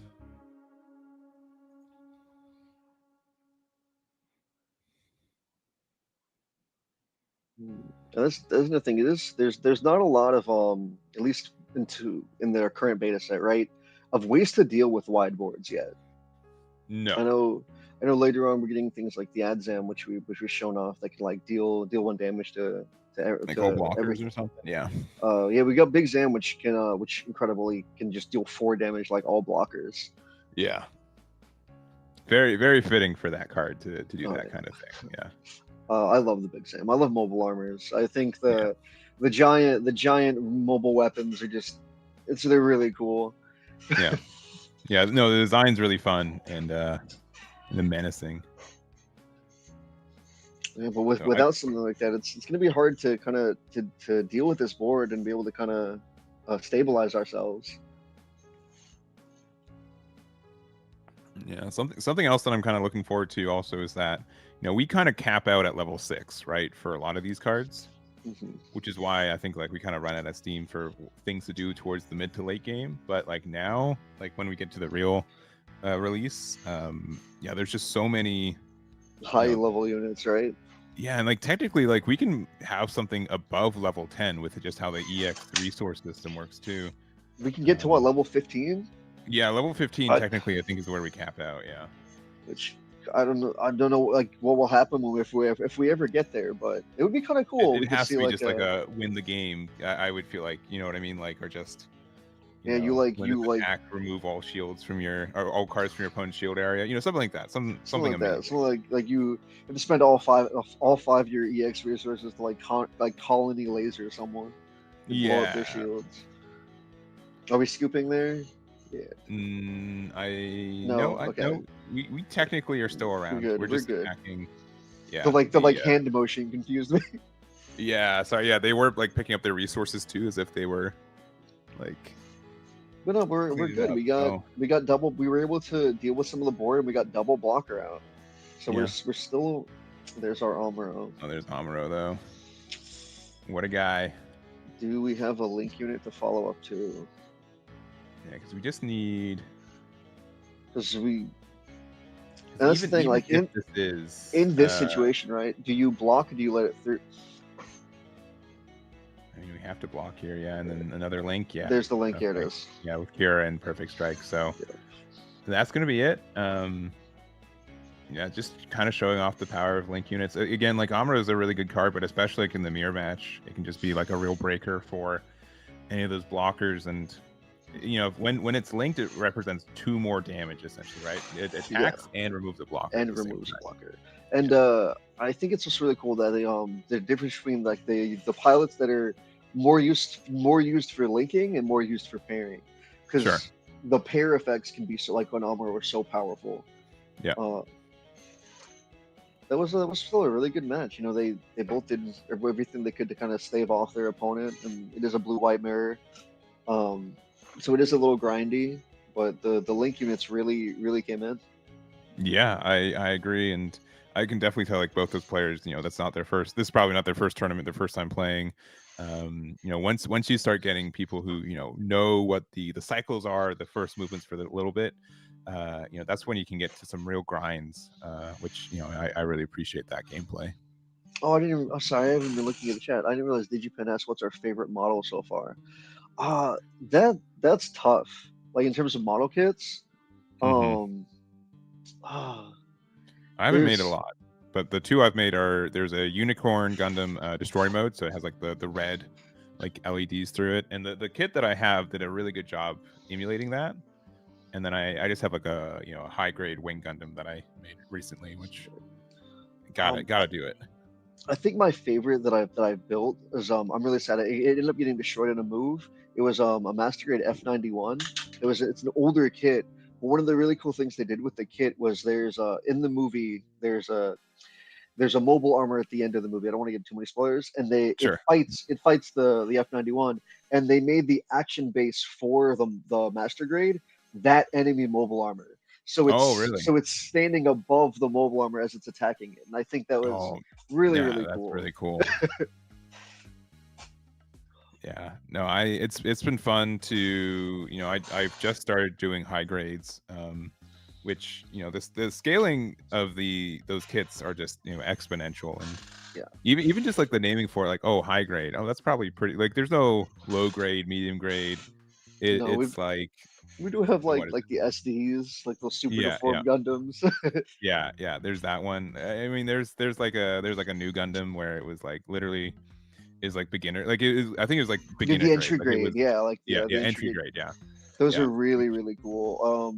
I think we saw that at Orlando, and it made me extremely happy. Was we had that little area. I think Riso has the thing. Oh, Riso pulled it out yeah, on the nice. stream.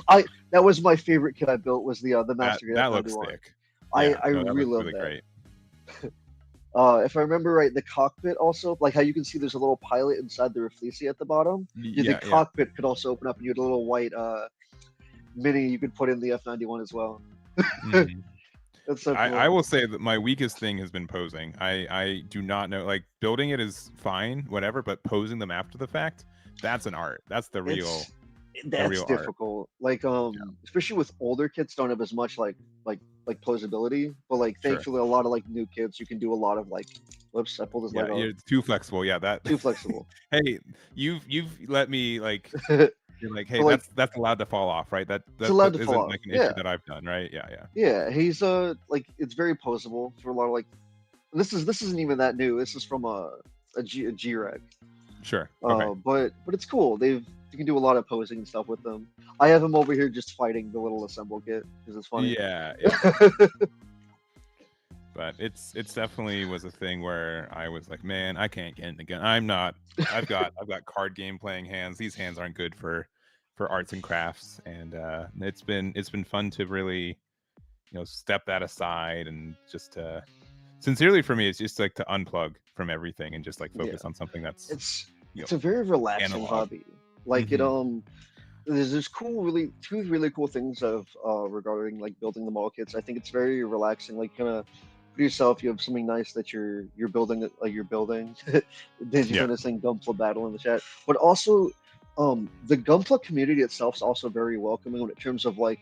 I'm not sure how to get into weathering or like the advanced, like the harder things to do, like the painting, but you can find a lot of people that can give you tips and tricks of like, here's a better way to paint or spray paint, or Mhm. this is a way that you can add like the water decals. Yeah. Um, Oh and yeah, I that's think that's the that's that's really the high grade wing gun that I have. yeah. Look at So him. I love that. the Thank fact you, like the Ritu. little jewel, how they do it, it's like a sticker, but then you have like this clear glass that magnifies it. It's really fun. It's really fun I how like they that. get to engineer that kind of stuff. So thank you I very love much, model Risu. kits. Thank Also, you, I think Ritu. we just got the final round pairings, I which means think that I think we've I got think 5 it is rounds you today. and Risu for the final round. Yeah, so we'll get that set up. We'll probably take a tiny break, but then we'll be back for the finals. I'm Bye, gonna y'all. guess another blue white, but we'll see if that's the case. I'm really hoping one of the green aggros made it because I know a lot of people were pushing for it. Yeah.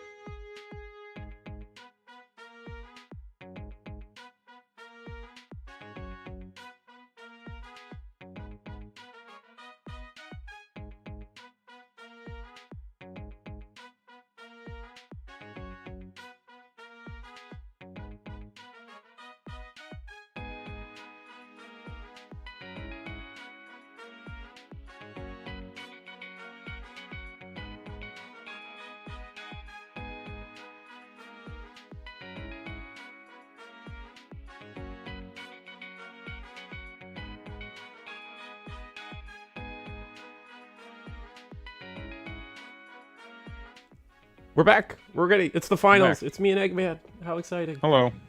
Um, I'm excited. what do you think it is? It's green. We saw the green mirror. They're already started. Let me. Oh Yeah, God. I've seen like 5 green cards today. So we'll see if we can double that with this match. Oh, that's exciting. And this is our finals. In fact, both players already starting. And it's looks like it is going to be a blue, probably a blue white mirror. I know our player on the left is the same player, just based on their sleeves, because we were. Mhm. It is the exact same color as the playmat on the right. It's also the cool little bunny thing. I don't know what that is. Oh, but sure. I see a little bunny thing. But yeah, like so we're just matching each other's Razels. These are the Razel is like usually a really good unit to play early because it is able to clear the EX base in a single shot. Well, that's why a lot of people find these really favorable in their decks, and we're gonna play the launcher strike here at the launcher, end. Yeah.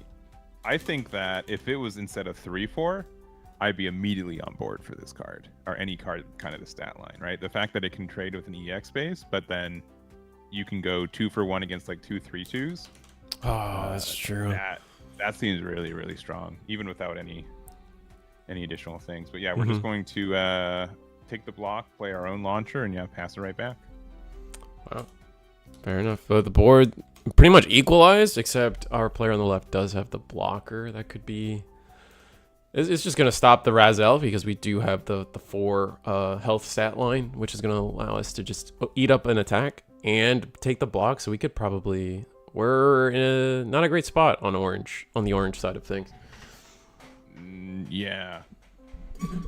Orange. Sorry, as in the playmat. Playmat, yeah. Sorry, I have a habit of calling out the playmat. I should say left and right for this. Yeah, just making sure. Making sure.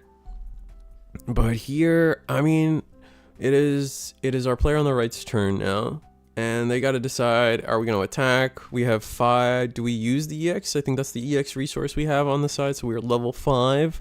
Could make a big play. Could see any amount of link pairs go through here. And we're gonna make our first move. It's gonna be a 1 cost. Oh, it's the Kira. Oh, this is gonna make the trade so favorable for us. This is gonna let us the Kira link pair effect is gonna allow us to -2 AP on the 2 minus AP on the launcher strike, making a really bad block for us at that point. While buffing our stat line. All right, and this is like when we're in these scenarios, right? And especially like when our resources are like around like level 4 to 6, like it's really is like we just can play 1 body, maybe 2. Like we're playing up the strike dagger, but we don't really want to press anything that much. I mean, we can attack with our 4/4, and they kind of have to. They either lose their EX base, but there is also kind of like the meta where I'm like, well, I know that they probably have a white base or like an Archangel or something in their hand that they want to use anyways. Yeah. So they'll likely remove their base for me. Yeah, I still go back and forth on that on the was it the battle theory, gameplay theory on that. Like you soaking up your own EX base and also taking your life in this scenario. Like if we were to play the Archangel, we essentially lose 2 in my mind. We lose 2 cards literally, but like figuratively it's like it feels like losing 2 life when I know we're just kind of replacing 1 life. I don't know. It gets and it's weird in this game where like cards from your shields don't always go to your hand, right? Sometimes they just you just lose them anyways. Not in this case when you get a Onager links to our hand, but busted. In these scenarios where he's like, well, at least I get to draw the card, right? In a situation where I wouldn't have drawn the card anyways, so that helps me. There's just a lot. We're gonna get the Sulieta to make our attack. We're gonna be able to restand a resource or reactive a resource, but that makes our attack slightly stronger. Will now be a 4/6 due to Sulieta's pairing stats. Also making the block just not favorable. Once again, we'll be able to survive any 1 block from Perfect Strike or Launcher Strike. It's just not a spot we want to be in. Let's see if I can swap some cards.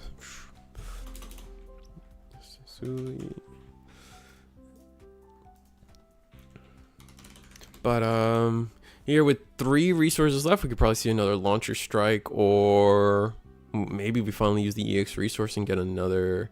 It's gonna be the Perfect Strike.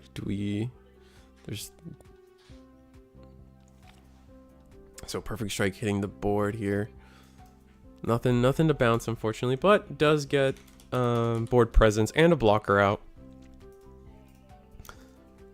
Which oftentimes in a matchup like this, we're probably not going to let each other see our units be at 1 health for very long. So yeah,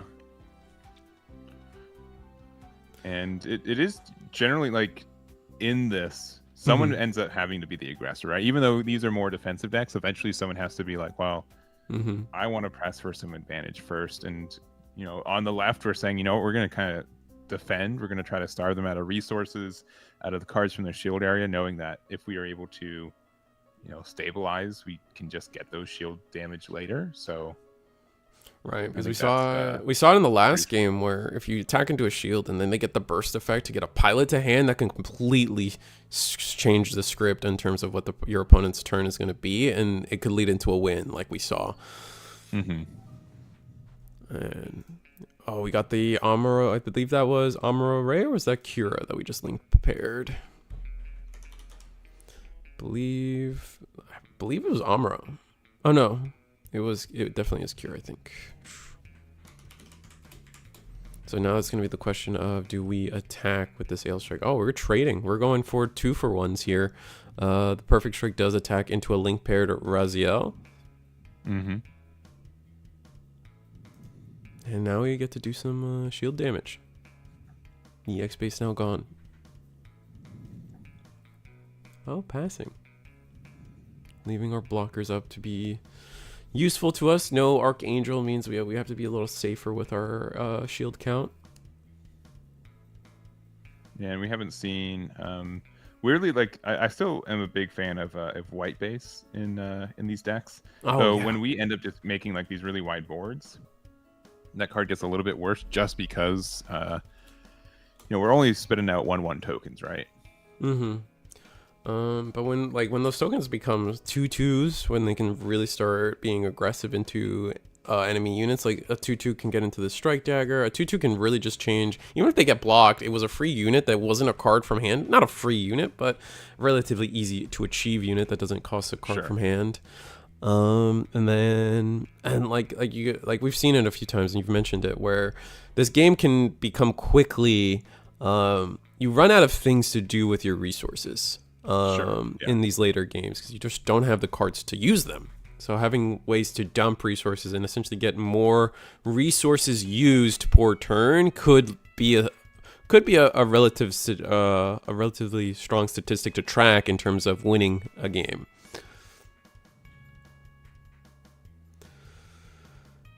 All right, Perfect Strike does hit, and then we link it as well, going for the link pair, minusing the Ale Strike with the Kira effect, and another pilot to hand from our left player. That's been 2. The first was the Benager Lynx.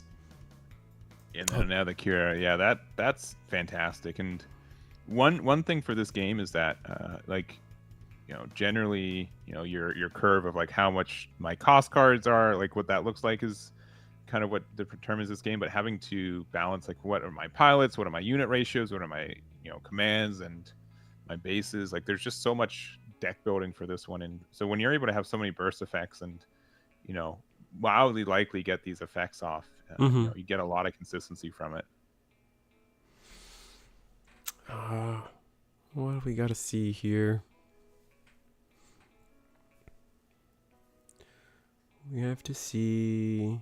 We have 4 resources up. I mean, this could be a good time to use both Show of Resolves. They've been floating in our hand a little bit. I think we have 3 now. Show of Resolve. I always get Show of Resolve and Overflowing Affection backwards. It's a weakness of mine. Ale Strike.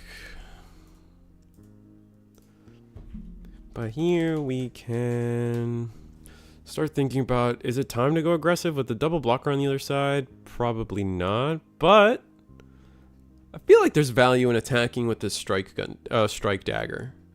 Worst case scenario, they block, and now they just have a unit with either 1 health or just less health, making any future blocks unfavorable.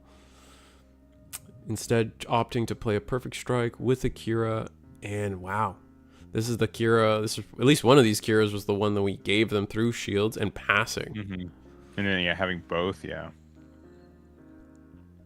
Man, sometimes in this game you have like a really good turn, right? Like it makes you feel good. You're like, I have the exact numbers for what their board represents. I get the clean, removal. I get the exact 5 AP I need to get rid of a base. Like sometimes this game makes you feel really clean with your plays.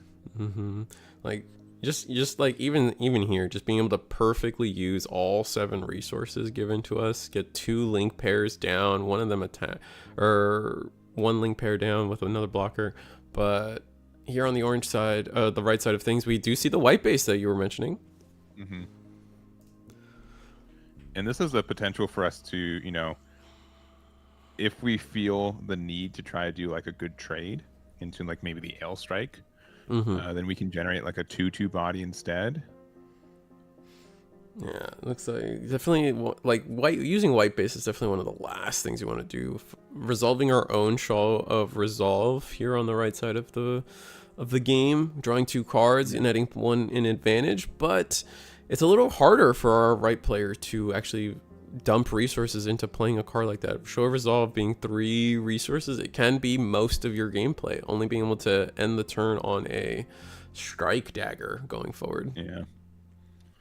So yeah, I do like that we do have ways to draw extra cards at this game, but it's not like quote unquote for free. I mean, both of us are playing the draw too, but Yeah. you know, you lose out on some momentum or some tempo, and so you know it is a decision. It comes at a price, indeed. We can. Our left player now going on the aggressive, clearing the white base. Definitely a resource or just a future, just infinite resource essentially from our right player. Just got to get rid of that while we can, and we're going to start attacking. The signals maybe we have the arc. We do have the Archangel in hand. I just spotted it. Probably gonna restand one of these. Yes. Archangel's gonna let us restand either the Perfect Strike or the Ale Strike. I believe we're gonna do the Ale Strike due to having the higher stat line, thanks to Banagher underneath. And ending the turn on Raziel. Raziel there too. This is looking pretty good for a player on the left here. Again, we've got blocker set up. We've got our Archangel. We're down to I believe 3 shields on the right. We do have some blockers, but we've got a lot of ground we need to make up here. Yeah. And we could, I mean, we're losing our hand. I think something that's a little, with the camera angle we have, it's a little difficult to see what our players' hands are looking like, but that was 3-4 cards potentially from the left player. These hand sizes got to be getting small. They did get gifted 2 cards, I guess 3 cards in the long run, because we were able to get 2 bursts from shield. The Archangel also gives us a card, and we are going to take the block. Wonder where this attack was going into. Maybe the Perfect Strike? But let's see how this goes. Maybe we have our own Archangel. I see a Durabald. Yeah, there are a lot of decks that like they run out of things to do with their resources, but blue and white, you can make it really greedy where you know have these chunky plays every turn. Just having now the time to play it can be tough. Yeah, we're gonna see what can we potentially see. I mean, we haven't seen an RX-78 come down. The Gundam powerful card can definitely like just keep trading away for the board. The repair really keeping it really awkward for your opponent to get rid of it efficiently. Maybe another Ale Strike could come down. RX-78 there is an RX-78 in the trash though, so maybe running out of that card as well. More blockers. We need to win the blocker war as well. We're only matching with 1 blocker, especially since the Perfect Strike is rested at the moment.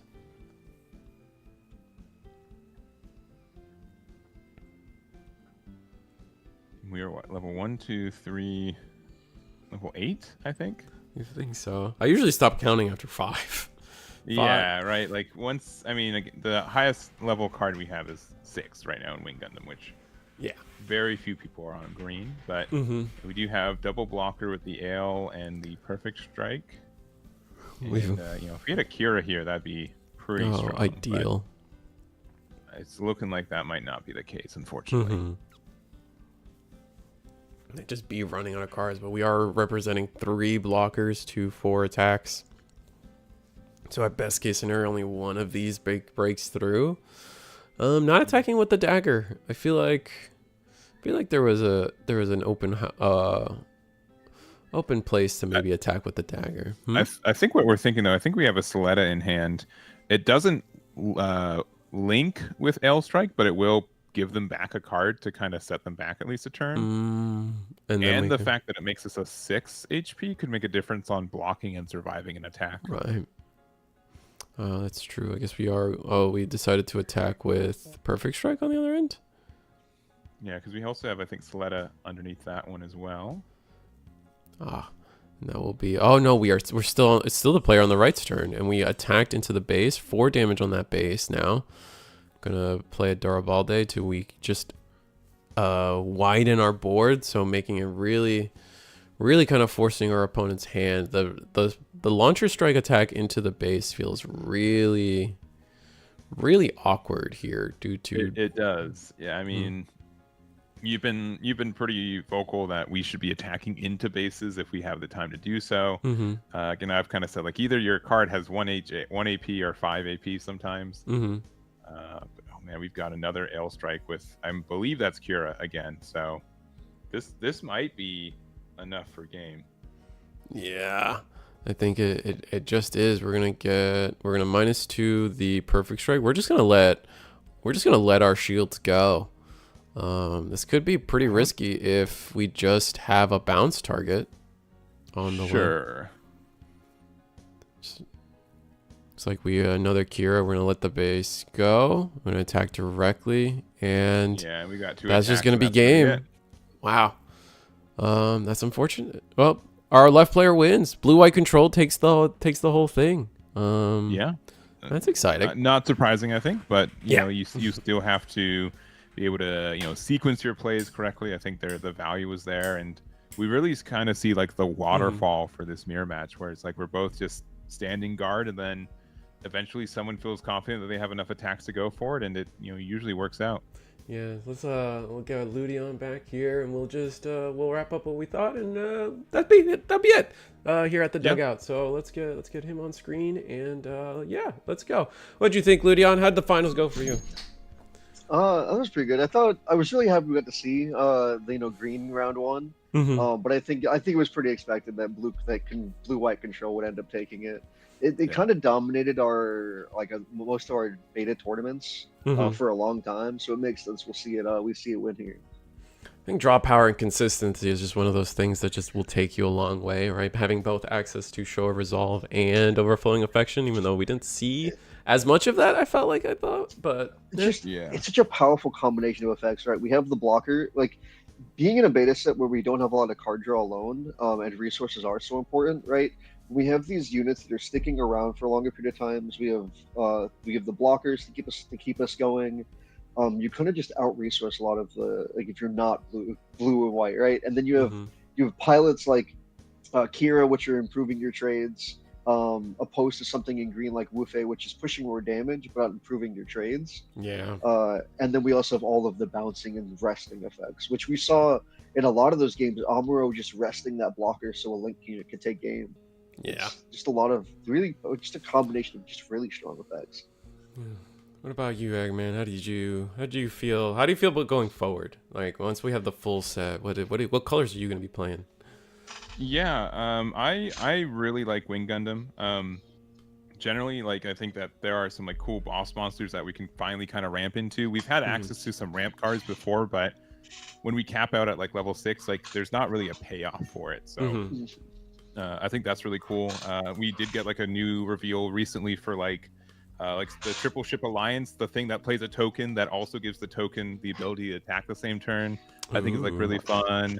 The new Unicorn Gundam as well. The fact that the way you do it is that you destroy your old unit, Bonager goes back into your hand, then you put it back underneath it. It's so cool. Yeah, there's just so many cool like combos right out of the box. We don't even have the full set yet, but I've already gotten 50 cards are not a lot when you start building these decks a lot of the time, and it's been really fun to approach that challenge. Yeah, no, it's a blast of a time, and I think this game is 4 copies of a card is the maximum, like as tradition has spoken. So, yeah, my curious bit on deck building, now that we've brought that up, is I feel like it's gonna be curious what our ratios are gonna be like in terms of like how many pilots how many to units. Yeah, what's that? That's the big ratio. What's the sweet spot of bases, right? Yeah. And also, like, you can get greedy, right? I'm sure there will be some builds where it's just like, I can just run a lot more units if I feel like it, or if I have like this situation where all these pilots like happen to link with these units really successfully, right? There's I really do appreciate how open the deck building is for this game. Yeah. And that expands too with it being able to just use any two colors. Lets you mix things so well. Like I'm really excited for the unicorn stuff. Mhm. Like we saw things like Banshee, right, which you can put 12 cards back. And I'm curious how well that's going to pair with like the Witch from Mercury cards, where we're focusing on discarding our command cards to get Command, bonus yeah. effects. So now maybe those two colors are going to like archetypes or engines really are going to work together to kind of power the other. And I'm really excited to see how people are going to build those decks. You brought up a good point. They are, even though they like, there is the synergy in like cards themselves. Like we just talked about the destroy, the unicorn pairing with Menager, and then you get it back, and then you get to go to the new mode, and that's like thematic as hell. But like, there's also ways where they're kind of trying to lead you into what color pairs we could be looking at. We've seen a lot of, a famous one is right now all the Zakus are right now, they're green red, so that just leads into the instant synergy of like, oh, that's a green red deck, I should be playing that. And like you said, draw discard really fuels this whole graveyard mechanic, but they're two different colors, so maybe that's the deck you have to build. So I think that stuff is interesting. Exciting. But any final thoughts before we're done? No, I'm good. I really appreciate the opportunity, and to also Eagle for setting it up. I know there's just a lot of equipment and stuff on his side to make this possible, so I appreciate him letting it be a thing. Yeah. I know a lot of us, we didn't need more excitement going into the launch, but hey, we got it anyways, and these next couple weeks should be really exciting. And you, Ludion? To share those same sentiments there. I'm really thankful for Eagle for helping put this together, and you for inviting me, Reese. I can't appreciate I appreciate that so much, because this was so much fun. I have nothing but hope for this game going forward, and this, even just a small event like this, makes me very happy. Yeah, no, I'm hyped for the game. It's gonna be really excited to be part of it in the community, and like YouTube's just been great, like and all the other things I've done. So be able to be part of this from the ground floor, where previously I was kind of stepping in, is gonna be interesting. Thank you, Eggman, for accepting my invite. You've invited me to a billion things, so now I get to do one. Yeah, Barry. one. Yeah. Tables Another turn. 5 years. I'll check my email. Oh, one's enough. No, and then Ludion, thank you. You're a Ludion. Like, we've been friends for a minute, and you're a great judge, and you're going to become. You're so deeply rooted into the Bandai event. Like, you're helping run events, official events. So well, you're just not running your own little mom and pop events. You're going to these. You'll be at Gen Con. You'll be at I believe Dallas. I believe you got yourself. Hopefully, I'll be at Dallas, and. I'm excited. I'm really thankful for that. I feel very blessed that I've been able to work a lot of the official events, and I want to continue that going forward. And I'm really hopeful. Like I said mentioned before, I got my Gundam certification, and I really hope to work at the Gundam events in the future too. It's such an amazing community for the Bandai card games on both ends, in staff and with players, and being able to be a part of both of those it means a lot to me. All right, And again, thank you, Reese. Yeah. So with that said, unless you got one more last thing, Eggman, I think we're done. We're bye. Goodbye. Good night. Bye bye. It was fun. It was a blast. I hope to see you guys in the future, and we'll be done every Wednesday. Check me out again. Good If night. you're at Anime Expo, say hi to me. Unless I wouldn't you're do in it. front of me in line, then make sure there's enough Swap spots places. for me, please. Yeah. All right. Good night. Bye bye.